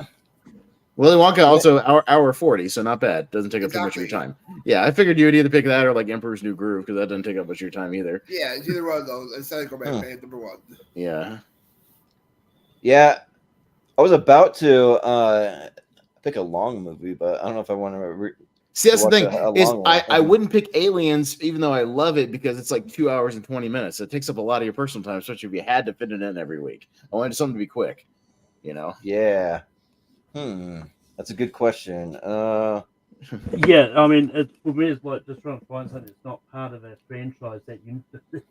But I think for me, I'll probably go movie 43 because why not? Every week. All right. For me, I'd probably go with like an action one because it's even though comedy is my favorite genre, it's like once you hear the jokes, they kind of get old after you hear them too many times. So I'd go with maybe even John Wick Chapter 4 or really even one of any of them, but I'll go with Chapter 4 for now. That's my favorite. That's a 3-hour movie. You got to fit that in every week. Yeah, but even so, the action just so good. I could watch that stuff over and over again. Yeah. I thought you were going with family movie, Jordan, since you're a big family movie guy. I mean, yeah, maybe Home Alone I could, but I don't know. I would say Home Alone or D2. Yeah. Or Quiet Kid. Yeah. Jacob, what would you go with? Lion King. Lion King? Yeah. How long is Lion King? Isn't that like 80 minutes or something like that? Yeah. 90. I think it's an hour and 28. Oh, okay. So yeah, under 90 minutes. So yeah, good choice. Again, runtime for me is a big factor. Would be a factor in that because if you could just you could squeeze in a 90-minute movie. It's hard to squeeze in a 3-hour movie to me. Runner up though. Yeah. Runner up. 12 Angry Men. I think I could watch that every week. Oh really? Okay. Interesting. If we have to break it down, I'll watch an hour here, an hour there. Yeah. My winner would be Billy Madison. Okay. Prince of Egypt and Rise of Skywalker. So Prince of Egypt wins. Egypt All moves right, on. all Yep. right, sounds good. Yeah. Got The Fly and we got Searching. No. All right. Searching for the Fly. All right, Yeah. so you got a minute, Jacob. I'm up first. Yeah, again, I really like Searching, very, very good. But yeah, The Fly in my 128, probably my top favorite or top 5 horror movies of all time. It's in there, so yeah, I gotta go The Fly. Yeah. I tell you what, I could watch The Fly every week. That might be another a good one. consideration. Oh You know my what? goodness, yes. Because that movie is an hour and 36 also, and it flies by. That movie it flies by. Huh? Waka waka. Anyways. Yeah. Anyways. For me, the Fry's definitely more rewatchable here because like Searching, once you figure out what happens, it's like, okay, well, you already know. But even like knowing that though, the movie that I probably like a little more and it's ranked higher in my 128 is Searching. So I'm gonna go Searching. Hey Jacob, you can watch Chopping Mall. It's only 78 minutes every week. Ooh, Fly by. Chopping Mall. Yeah. That's not a bad That's shout. a great pick. I would rewatch the hell out of that. I mean, Toy Story is another good one. I thought for Jacob he would have gone for Saket. Yeah. Flips the cat every day. No, because it's not actually on a streaming service, and sometimes Or those it's on- websites. Hey, you know what streaming service Chopping Mall is on, Jacob? All of them. Tubi, every single one. All of them. Yeah. I thought Jacob would go with Mary Poppins. It's too long. Too long. 2.5 hours. Yeah, it's too long. And surprise, surprise! I think The Lion King has overtaken Mary Poppins for number 1. Oh, you know what movie I could rewatch every single day? Like, I'll make this my official pick. The Sandlot. That movie's freaking great, and I can quote it. It's just fun. Oh yeah, I didn't say every day. I just said once a week. You got to fit it in once a week. Yeah. Once a week. Yeah. Or once a week or you die. Yeah. I don't know what universe that happens, but once a week you got to watch it to completion. Yeah. I don't know why. So you better start it with enough time on that last day if you forgot. That's right. Yeah. I'm Don't leave it for 8 months. Yeah. That's why you pick a short movie. You just bang it out, like put it on the background one day while you're doing laundry. No big deal. Yeah. Just get it done. Yeah. I appreciate the extra time to think. Okay. I was trying to I talk do, for you. I do really love both these movies. I'm gonna go with The Fly. I do think that rewatchability puts it over the edge. All right. Yeah. Brian. Yeah, I'm not a horror person, but I'm searching. Yeah. And Malcolm. Yeah, I really like Fly. I think it's great, but I'm going to go Searching. Okay. Yeah. All right. So Searching wins. Searching. Yeah. All right. Oh. No. Oh. Going down to Heat and High Fidelity. Speaking of more Jack Black there. Yeah, Jordan. Yeah, these are both movies that I think are good, but not like great for me. Except for that, the thing that's gonna sway my vote is that bank robbery scene in Heat, though. That is an all timer. That is like a masterfully done bank robbery scene, and the whole shootout that ensues afterwards, and then even to an extent their conversations afterwards and all that. So Heat's slowly growing on me. Like, I think it's one with more rewatches. I'll probably come to love it, but High Fidelity is just it's okay. So I'll go Heat. Guys, I changed my mind. I want to watch The Godfather Part 2 and all 3.5 hours of it every week. Well, what are some of the longest movies you would not want to pick that you can't just squeeze in? like Gone with the Wind, all 4 hours of it. Oppenheimer, 3 hours. Zack Yeah. Snyder's Justice League. Zack Snyder's Justice League, yeah, 4 hours. The of that. entire Lord of the Rings trilogy. Yeah, right. Yeah, The extended cut of Return of the King, 4.5 hours. That's right. I mean, if you're gonna watch one Lord of the Rings, you gotta watch them all. So Kill the Thargood. That's right. Well, I almost said Two Towers, like legitimately, because when I was like, I'm going to go with the long one because I love that movie so much, but I'm like, it's a little long. Yeah. I could almost do Prisoner of Azkaban. I think it's just over 2 hours, but it's just a little bit. Yeah, this is an interesting matchup because I haven't seen Heat, but I have seen High Fidelity, and I think it's just okay. I told you to get to Heat, Jacob. I think you'll like it. Yeah, I just didn't have time. All right. I'm too lazy. Sometimes when I get home, I just Don't do anything. You just stare at a wall Yeah. the rest of the night. But I will. Just because I've heard great things about it, and I think I will like it more than High Fidelity. I mean, if I don't, I'll come back and retract my statement. We'll redo this whole thing over again. But for now, I'll go Heat. Mm-hmm. When you come home from work, you sleep, right? That's probably the correct answer, right? That's what I do sometimes. Sometimes I do that. Yeah. But Brian. Yeah, I haven't seen High Fidelity, but I seen Heat as well for first time last month. It's good, but a bit too long for me. But it's a great performance by Al Pacino, but not doing hoo-ha Al Pacino, so he gets my vote. Mm-hmm. Well, I would argue against that. I think he is doing a hoo-ha or hoo-ha. At least in sometimes. He's got a great ass. Yeah. At least he's not screwing up the Best Picture announcement. That's right. Yeah, right. Oh, good God Almighty! But he said it was planned or by the Academy or whatever. No, he just did it poorly. Anyways, Malcolm. Oh, it's Oppenheimer. My I see Oppenheimer. Yeah, no. My I see a great ass. That's what he should have said. That's right. Oh yeah, I mean it's one of those ones like he was told not to read the nominations for Sphere, but he didn't just go and the winner is or that's why. At least say, and the Oscar goes to. Oh yeah, at least. Yeah, but anyway, with this match, I've seen Heat once. I've been meaning to actually go back to revisit it. I do like it, but I really love High Fidelity. I think it's a lot of fun, and yes, I'm going to go High Fidelity. Who has High Fidelity on their list? Is that you, Malcolm? I mean, it might have. I think I can't remember if it was in my 128 or not. Someone does. I don't know. It could be JPO. Yeah. Mm-hmm. It wasn't me because I haven't seen High Fidelity in like 20 years. I need to revisit that maybe before the Jack Black one or something. So I could really give a great opinion on it. But yeah, Heat's another one that gets better every time I watch it. I don't know if it would ever make my 128, but it's pretty damn good. So I'll go Heat. Yeah. All right. And then this might be this is the last one. So yeah, Liar Liar and The Hunt for the Wilder People is the last one here. So Jacob. Haven't seen Hunt for the Wilder People, and like I've said the last couple times it's come up on various shows that I've been on. I think Liar Liar, Joke for Joke might be Jim Carrey's funniest movie. So I'm gonna go with Liar Liar. Yeah, Brian. Yeah, I haven't seen Hunt for the Wilder People either, but Liar Liar is a great Jim Carrey comedy. Some great laughs. The goddamn Pez Blue. I'm kicking my own ass. Do you mind? Even featured the Hugh Reese's name from his Doubtfire in this film as the secretary, and also whoever takes the pokies off your head. Yeah. And also they have a wrestling sequence which was probably for the film but didn't happen. So Lar gets my vote.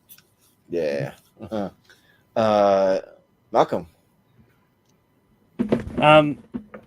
First of all, I really like that alternate poster Hunt for the Wilder People.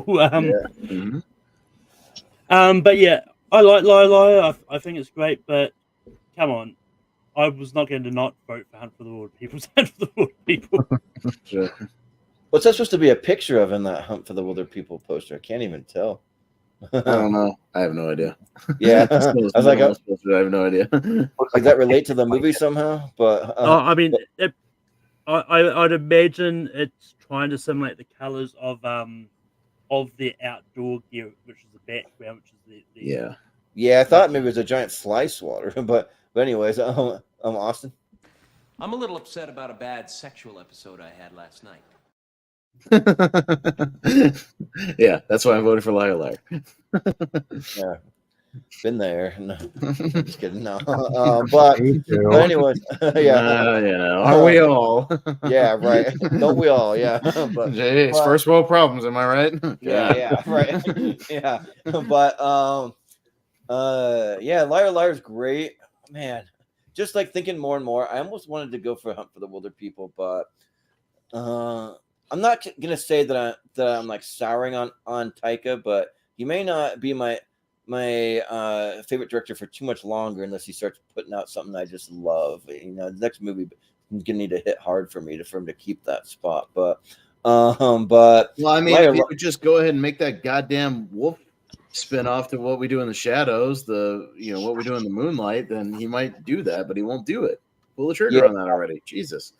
And I don't know, like this is just from speculation from articles. He seems a little like bitter. People aren't liking his style like he thought he would, but I don't know. But anyway, that's another conversation. But so I'll go Liar Liar because like Jim Carrey's just for comedy. He was just something special that like we're never gonna have another Jim Carrey like that. So. All right. And great bloopers as well. All right. Oh yeah. Yeah, the claw. No one can stop the claw. Jezebel, overactor.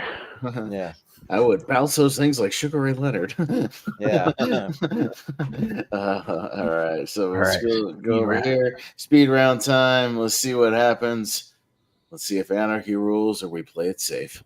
Let's see. Right. All right. All right. Here we go. Sheep. I still can't Nope. believe that one. All right.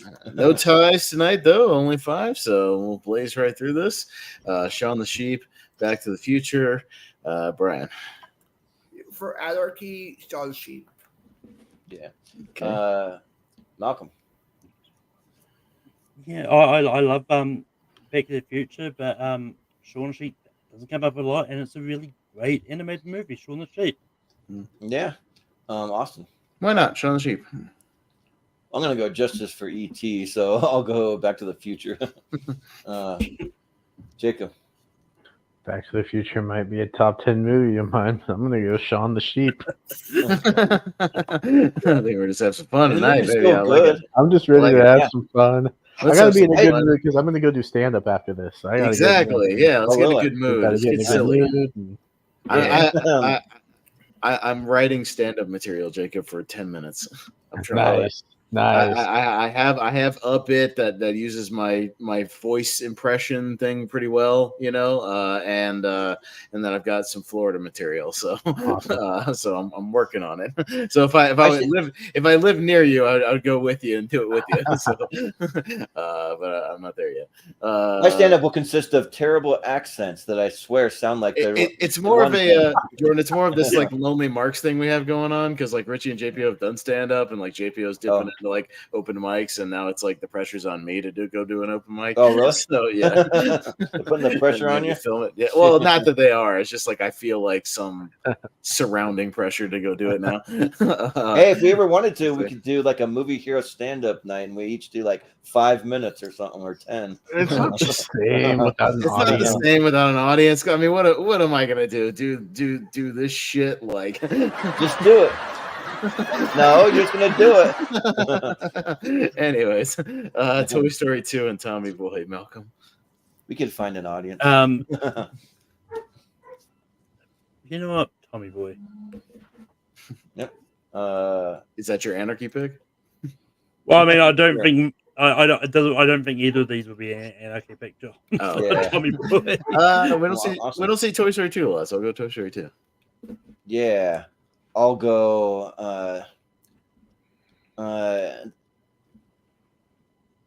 I'll go Tommy Boy. Yeah, it's a tough pick, but anyway. Jacob. Oh wow! Dune Part 2 has hit 500 million worldwide. Yep.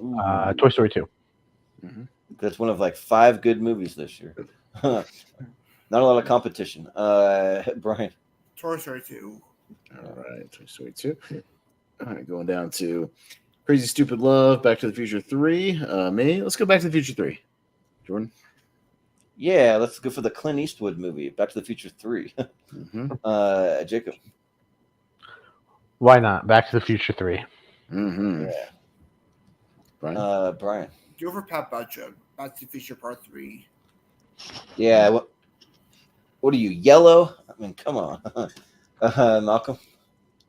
Justice for Back to the Future Part 1, Back to the Future Part 3. There you go. All right. Let's go for the underrated one. Ed Wood and Alien. Jordan. Alien. Okay. Jacob. Ed Wood. Brian. Those two don't see it that much. Alien. Yeah. Malcolm. I think we see Alien more than Ed Wood. Yeah. I think we seem about the same, but you know what gets Yeah. doesn't seem to get About the very same. far on tournament fights? Alien. So Alien. Yeah. Catch Me If You Can and A Beautiful Day in the Neighborhood. Catch Me If You Can in the Neighborhood. Jacob. Yeah. Catch Me Outside. How about that? Yeah. Catch Me Outside. Uh-huh. Beautiful Day in the Neighborhood. Okay. A beautiful day in the neighborhood. All right. Yeah. Malcolm. Catch Me If You Can. I'll try. Catch Me If You Can. Yeah, we can't all make millions of dollars like Bad Baby does on OnlyFans. Jeez. So I'll go Catch Me If You Can. Right. If I did OnlyFans, I'd make about $5. You have to fly to New Zealand, then you figure out which city I live. Yeah, right. Yeah. We'll figure it out. Brian, Fast Times or House of a Thousand Corpses? Fast Times, the original high. All right, Malcolm. Justice for Regrets in Paris, Fast Times Original High. Okay. Sure. Dude, House of a Thousand all day. Yeah. I'll show it some love just because I'm like think that Fast Times is good, but it's not anything that blows me away. So I'll go House of a Thousand Corpses. Come on, Jacob. Uh-huh. Come on, Jacob. Ooh, all the pressure on me to go with House of a Thousand Corpses. Yay! This is the furthest it's ever made it. Wait, was that your vote? Yeah. Okay. Yeah. Let's get that and Fritz the Cat into the poll. Come That's on. right. Let's get them both. Come on. We can You do don't it. have to win, but let's just get them in the poll. Yeah. Casper and Prisoners. Malcolm. Casper. Casper. Prisoners. Jacob. It's just that kind of night, Casper. Sure is. Brian. The second Clint Eastwood movie, Casper. It sure is. Yeah. Clint Eastwood makes a cameo in that movie. Yeah. So does the Crypt Keeper. Yeah. Mission Impossible Fallout and Kingsman. Fallout. Jordan. I'll go Kingsman. Jacob. Kingsman. Brian. Yeah, it's not my favorite series, but I'll go with Kingsman. Yeah. Malcolm. Mission Impossible Fallout. Okay. Kingsman. Kingsman. All right. Jump to the other side here. Boom, boom, boom. All right. Creed versus Dark Knight. Jordan. Fudge. This one's tough. I'll go the Dark Knight. Jacob. Just because it's this week's Wheel Movies pick, I'll go Creed. Yeah. Brian. I'll do it for Creed Bratton. Creed. Yeah, right. For Creed Bratton, yeah. Malcolm. I'll do it with arms wide open. Creed. Yeah, right. No, Hey, that's never my for that Creed. Ooh. I would have gone Dark Knight, but okay. But Creed wins. All right. Thinking about that band threw me off. I'm like, ooh. Hey, one of their albums almost made my list. Just saying. Really? Oh boy. Jacob, you're first for Happy Gilmore and Breakfast Club. Happy Gilmore. Happy Gilmore. Okay. Brian.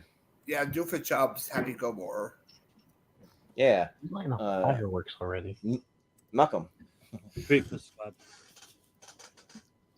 Yeah. Awesome. Happy Gilmore. Yeah, I'll go for Lafferty Daniels and Gilmore Happy. Let's go Happy Gilmore. Happy Gilmore. Going down to Dead Man's Chest and Coda. Brian. Dead Man's Chest. Yeah. Malcolm. I love the Poscarian franchise, but Coda. Yeah. Austin. Pirates. Yeah. I'll go Dead Man's Chest. Yeah. Jacob. I would have slightly went Coda. All right. Dead Man's Chest. Fritz the Cat and Almost Famous. Malcolm. Fritz the Cat. Yeah. I don't really love Almost Famous, so Fritz the Cat. Yeah, you know what? This time I don't really like Almost Famous that much. Fritz the Cat. Yeah. Jacob. I think this time I'll go almost Fritz the Cat. Yeah. Yeah, let's make it like chopping ball. Fritz the cat. It's one step closer to the pole. One step closer. All right. Aladdin and They Live. Me. Let's go Aladdin. Why not? Jordan? Yeah, it's pretty close. I'll go with Aladdin. Sure. Jacob. I'll go Aladdin here. Okay. Brian. Aladdin. All right. And Malcolm. I'm going to vote for Body Pop's only good movie, according to Watch Mojo. They Live. They would be right though. Hell Comes to Frogtown is not a good movie, so they might be right. They get some things right every once in a while. Yeah, they do occasionally. That is correct. Dodgeball and Sixth Sense. Jordan. Ooh. I'll go with a true underdog story. Dodgeball. The Sixth Sense. Okay. Yeah. Right. Jacob. Dodgeball. Brian. Nobody makes me beat my own blood. Nobody. Dodgeball. Yeah, that's white. That's WHITE. Malcolm. Just because Dodgeball's won 2 tournaments recently, I was going to go to Sixth Sense. That was Anchorman, anyways. But Yes, it Sixth was. Sense. Oh, Anchorman. Dodgeball has Dodgeball. one though, right? No. No. Oh. Maybe First the time final winner choice. tonight. We'll see. Why hasn't Prince, Dodgeball won a tournament yet? Jeez. it's come close a couple times, never won. Yeah. Prince of Egypt and Searching, Jacob. Ooh. I forgot Prince of Egypt was even on this thing because we passed it through. Yeah, right. Prince of Egypt. Brian. They're playing with big boys now. Prince of Egypt. Yeah. Malcolm. I don't think Prince of Egypt's coming up a lot, so Prince of Egypt. Yeah. Austin. Yeah, it doesn't come up a lot. I'll go Prince of Egypt. I would have gone Searching. I was along for that ride. So. It's great. Heat and Liar Liar. Brian. Liar, liar. Okay. Malcolm. Liar, liar. Yep. Austin. Liar Liar. Yeah. Liar, liar. Pants on fire. Let's Oh, go. you stole my joke. Yeah. Sorry. Jacob. On fire. Yeah. Liar. All right. Liar Liar. All I'm right. surprised they didn't do that for one of the posters. It just have a picture of him pants on fire. Yeah, they should have. All right. So next ones are into the Elite Eight. So let's see what happens. All right. Going Shaun the Sheep and Toy Story 2. Yeah, animation battle. Malcolm. Shaun the Sheep. Austin. Not this time. Toy Story 2. Just because Toy Story 2 is my least of the franchise, Shaun the Sheep, actually, I do like it. So, Jacob. Shaun the Sheep. Okay. Brian. I legitimately like it more than Toy Story 2. I think I do too. Yeah, we're going for the Adventures of Buzz Skywalker, Toy Story 2. Okay. Let's Shaun the Sheep into the 8. Okay. Got Back to the Future 3 and Alien. Tricky one. You know what? What have I seen more? Back to the Future 3. What do I like more? Back to the Future 3. Jacob. I just want this to be the most random Elite 8 poll. Yes. Back to Right. the Future Part 3. Okay. It might be. It'll be a mystery. We'll see. Yeah. Brian. I'll do it for Seamus McFly, Back to the Future Part 3. Yeah. Seamus. Malcolm. Back to the Future Part 3. That's a clean sweep for Back to the Future. I don't really Part find a lot 3. of people named Seamus anymore. That's kind of an old timey name. Except for the wrestler. Seamus O'Shaughnessy. Yeah. And the Sea Captain Family Guy, too. Oh yeah. Yep. Catch Me If You Can, House of a Thousand Corpses, Jordan. You know what? I'll go House of a Thousand Corpses. Sure. Jacob. House of a Thousand Corpses. Yes. Yeah. I'm an Anarchy Brian? mood. Anarchy mood. House of Thousand Corpses. Yes. Malcolm. I'm going to be the party pooper here, Kitchen, if you can. Sure. That's fine. You can, because it's got 4 votes. House of a Thousand Corpses, and it moves into the Elite 8. Goddamn right, son. That's I'm in an right. anarchy I mood can for just some imagine- rounds. We'll see. Yes. Just imagine what the finals could be right now.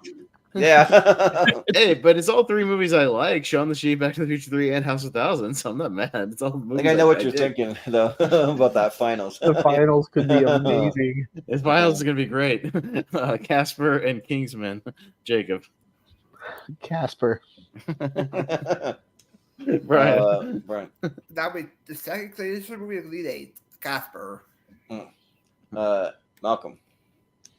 Casper. Austin. Casper. No, I can't do it. I don't even like Casper. I love I'll be Casper. I have it on Blu-ray. I'll be the lone vote for Kingsman. I mean, the I'll show you. poster's on my wall. I can show you my Blu-ray. It's right next to me. Casper. Yeah. All right. There we go. On the other side, we've got Creed and Happy Gilmore. Brian. Happy Gilmore. Sports movie matchup. Malcolm.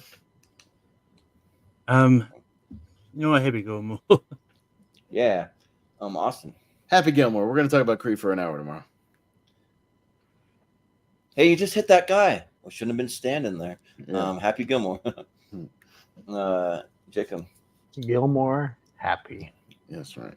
Yeah. All right. Happy Gilmore. If I wore pants like that, I'd have to kick my own ass. Yeah. Fritz the Cat and Dead Man's Chest. Malcolm.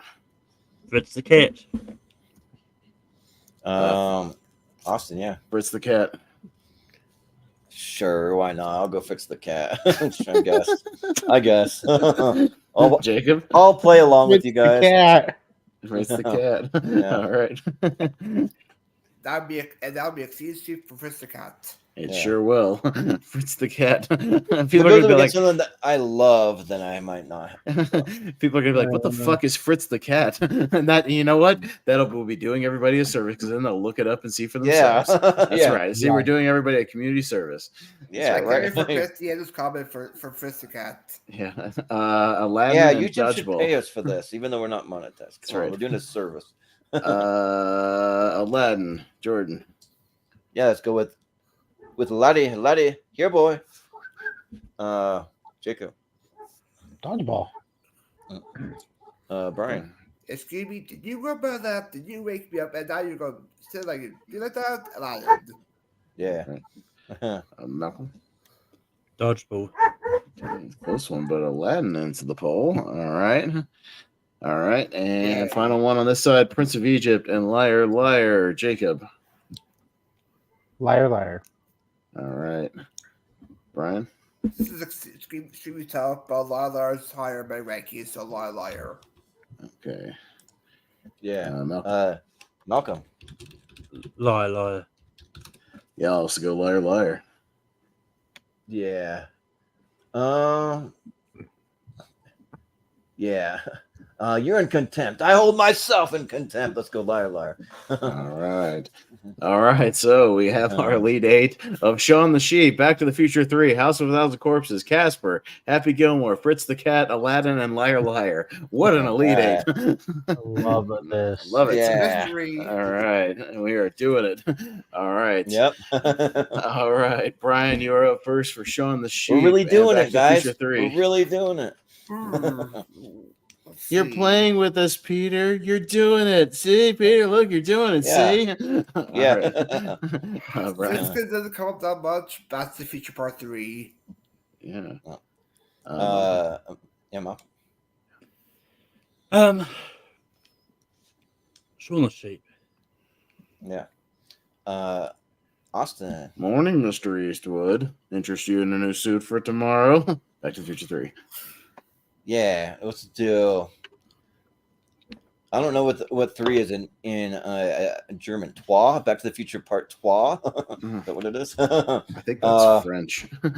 Yeah, I don't know. Un, dos, trois. I don't know. But yeah, Jacob. Shaun the Sheep. Okay, close one, but Back to the Future 3 into the final 4. Okay. I was probably House of- thinking French because I was thinking what comes after part 2. It's 12. Yeah. It's not that. It's not the Eins Zwei Dry thing either. No. Yeah, it is. Yeah, Eins Zwei Dry. Yeah, it is. Yeah. It's dry. Yeah. Yeah. Back to the That's Future Part Dry. in German. Yeah. But you learned that from Cool Runnings. Eins, Weins, Dry. Malcolm, House of Thousand, and Casper. Casper. Casper, House of Thousand. Oh yeah, I'll easily go House of 1,000 here. Jacob House of a Thousand Corpses. and Brian. I will go for the cliche battle, Casper. Okay, but it's House of Thousand Corpses into the final four. I can't fucking believe it. All right. This is a pleasant surprise this evening. All right. Anyways, Happy Gilmore and Fritz. That'll be a clip out for the next clip out show. House of 1,000 Corpses in the final four. I can't fucking believe it. I can't fucking believe it. I'll give you ideas, Jordan. All right. Yeah. Happy Gilmore, Fritz the Cat. Me first. Fritz the Cat. Jordan. I gotta go Happy Gilmore here. Don't be a party pooper. All right. Jacob. Fritz the Cat. Yeah. Brian. As much as those sadder, Happy Gilmore won the last major tournament, so Fritz the Cat. Yeah. All right. And Malcolm. Let's make this final four better. Fritz the Cat. Yes. Man, I wanted a warm glass of shut the hell up, you guys. Go drink one. Anyways, Aladdin and Liar Liar. Jordan. Liar. Jacob. Liar. All right.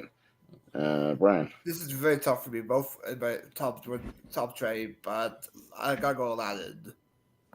I'm a bad father. I mean, Malcolm. Liar. Awesome. Liar Liar. So yeah. All right, Liar Liar into the final four. Well, this is certainly one of our most interesting final fours we've ever had. All right. As we've got Back to the Future Part 3, House of 1,000 Corpses, Fritz the Cat, and Liar Liar into the final Only four. on the mystery tournament. That's right. Oh man. Not just tournament fight, the mystery tournament. I know. I know. All right. Jacob, back down to you for House of 1,000 and Back to the Future Part 3. House of a Thousand Corpses. Okay. Yeah. Brian. Back to the Future Part 3. All right. Malcolm. Back to the Future Part 3.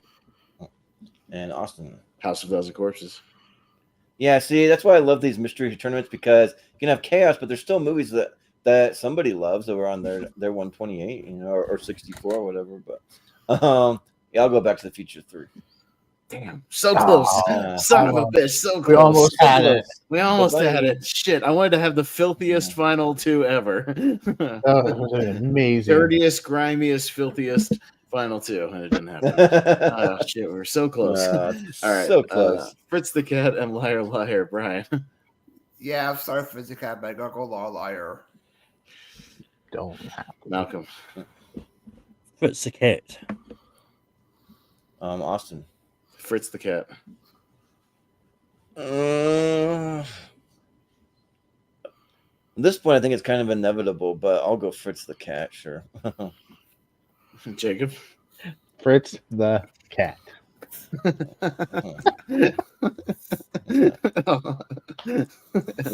to the Future Part 3 and Fritz the Cat for the win. Malcolm. Yeah. You know what? This will sum up tonight perfectly. Fritz the Cat. You're fucking right, it will. Fritz the Cat. Yeah. I mean, there's plenty of worse places you could have ended up when you time travel. You could have ended up with Fritz the Cat. Let's go Fritz the Cat. Jacob. Fritz the Cat. and Brian. Make it the charming ball of this tournament, Fritz the Cat. Fucking right. Fritz Let's the do Cat. it. Fritz the Cat. Yeah. Jacob, enjoy it while it happens, because it ain't never happening again. Never happening again. Nope. Next time It's getting on voted that out master immediately. list forever. Yeah. You know what? We need shit like that on the master list for the next 64 tournament. The Yeah, winners. we do. 'Cause you need something like goofy in there just to throw. Up Yeah. there. We need some goofy shit. Goofy ones. And you know what? Right. And you know what? This is a perfect tournament for it, because it's one of these like monthly mystery tournaments where you just Yeah, got a bunch of it is. random shit. So like, it's no like theme theme or like the best of Exactly. this or the best of that. Like, who gives a shit? Let's have some fun. Yeah, That's why I right. like to have some fun with some of these. Like, who cares? Let's have Yeah. some fun. Who cares? Yeah. It's not like we're saying it's like the best animated movie ever or anything like that. You know, No. nothing like that. Yeah, it's like, who gives a shit?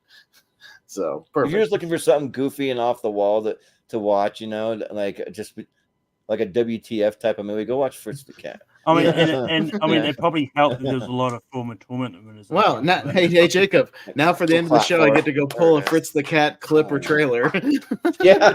Oh no. The trailer might be the only thing you can What find. can I on play? I think the YouTube. trailer's the only thing I can play. I gotta check the whole. Just clip don't get a while strike you're for us, doing- right? No, For our channel. I'll have to. I'll have to check the clip very carefully while you're doing the plugs, Jordan, just to make sure it's clean. But I mean, if it's allowed on YouTube somewhere, it's got to be okay to be on Oh, YouTube. certainly. Oh, yeah. No, it has to.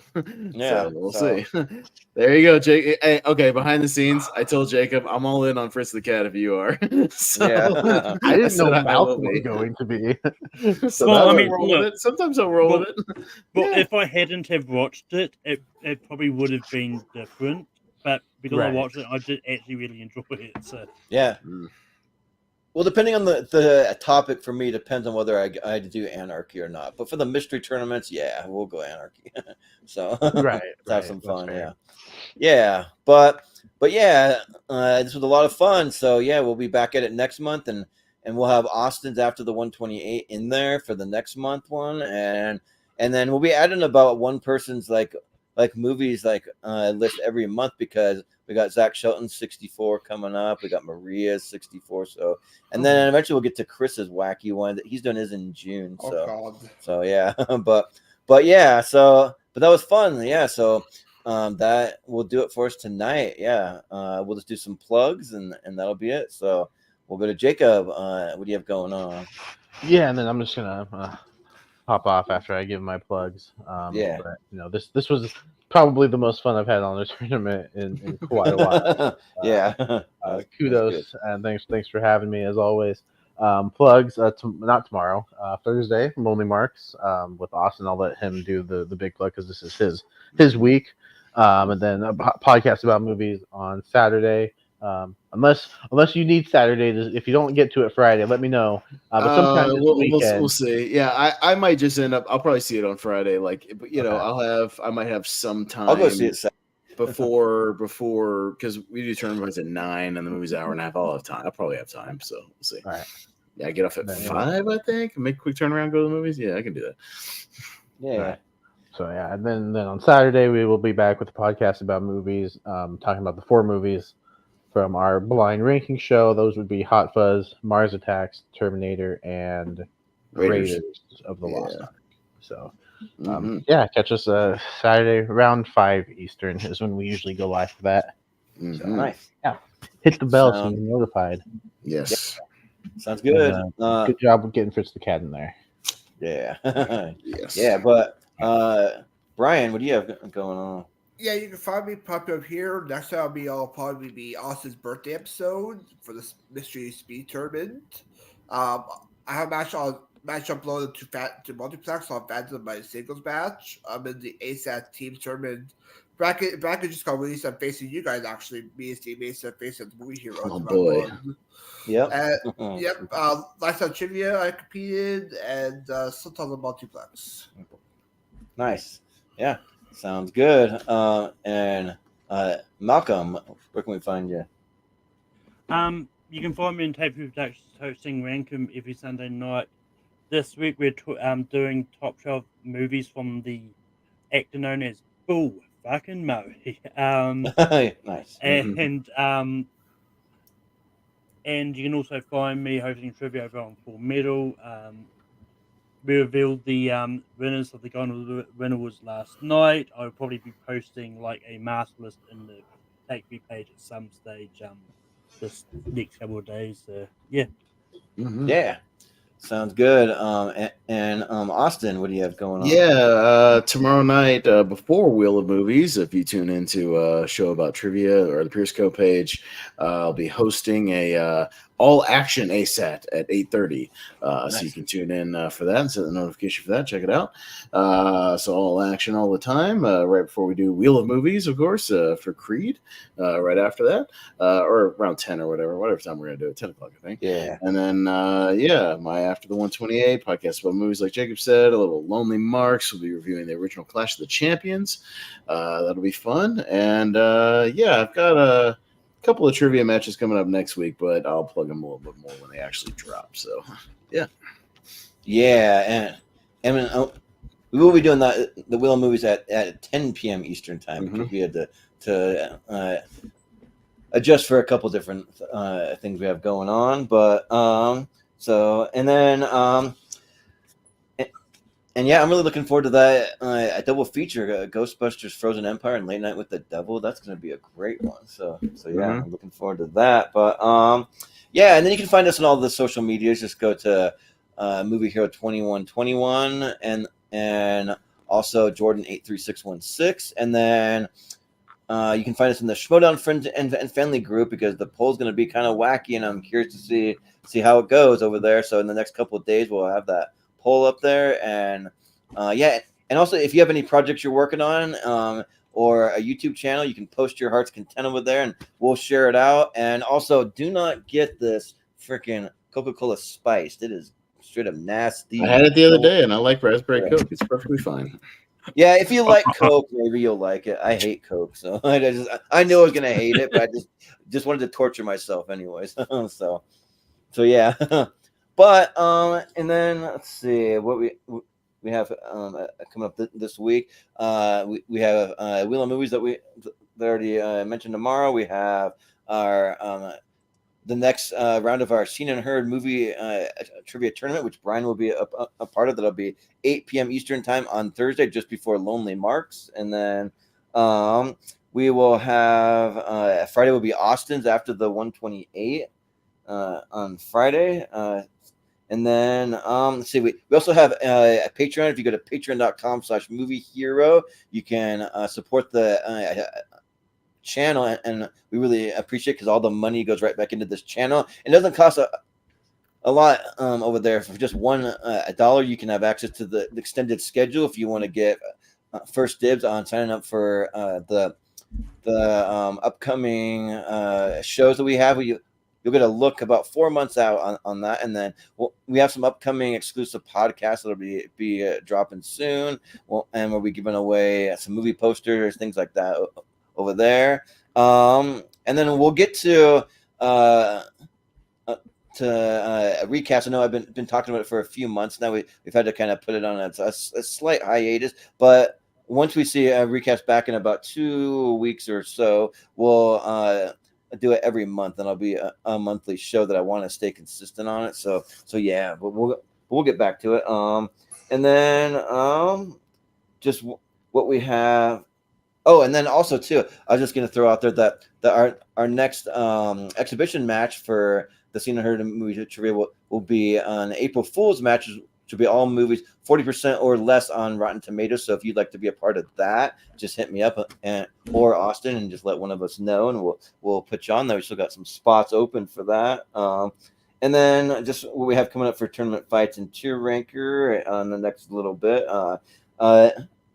Next week will be our Jack Black versus Ben Stiller match. It'll be our next actors versus. And then we also have Austin's birthday episode. His birthday is coming up at the end of March, and it'll be a mystery speed tournament with a bit of a twist, which you'll have to tune in to find out what the twist is. And then we have the 64 great movies from 64 great directors. So that one's soon. And then it'll be both Jacob Barber and Malcolm's birthday coming up in the beginning of April. So Jacob Barber decided he was going to do his top 64 albums from 64 artists, and so it'll be a way to kind of talk about the music artists he loves and their albums. And then Malcolm will be doing something that's New Zealand related, which I'm not going to spoil what it is, but just tune in, and it'll be maybe a little more recognizable than last year's one. So yeah, Malcolm assures us it should be. And then we have Austin versus Jacob Barber on their favorite TV shows. That's coming soon because we're going to be doing a lot more TV this year. We have our geek character series championship where we're on a quest to determine the best geek character of all time. We've done all of our geek categories, so it'll just be a 3-part series, so it'll be big, and it'll be things like Star Wars, Star Trek, Harry Potter, Lord of the Rings, some action heroes in there, DC, Marvel, all that. We're going head to head against each other, and then we'll determine the best of the best. And that's a little idea that I borrowed from Amaru Moses' channel. He did a lot smaller scale version of that, so we do it as a bit of an homage to what he did over there. And then let's see, we got our next tier ranker series will be best TV shows. So we're going to be doing a decade series. So we're going to start with 2017 until now. We'll be determining the best TV shows of all time. So that should be fun to dive into some TV a little more deep. And then we'll have our next mystery tournament. Speaking of that, will be around the end of April. That'll be April 26th. Will be maybe some more chaos. Maybe we like to have fun on these ones. And then I'll be doing a mystery tier ranker for my birthday. So if you're curious about what that's all about, if you go back to last year and see what I did at the end of April last year, you can get a feel for what that's going to be all about. And then we have Zach Shelton. He'll be doing his top 64 movies. So it might be maybe as unique as his TV stuff was. That was a pretty unique one. So he's seen all the movies then. Yeah, right. He's actually seen them. Yeah, he's seen 64 movies he's actually seen. Yeah. And then I'll just throw in a few extra ones. We got Austin versus Jacob Barber for their favorite actors battle. We're going to be doing a tournament of best alternate / foreign titles for movies, just all the crazy weird titles you hear from countries all over the world. Maria Hammond will be doing her top 64, so that'll be soon.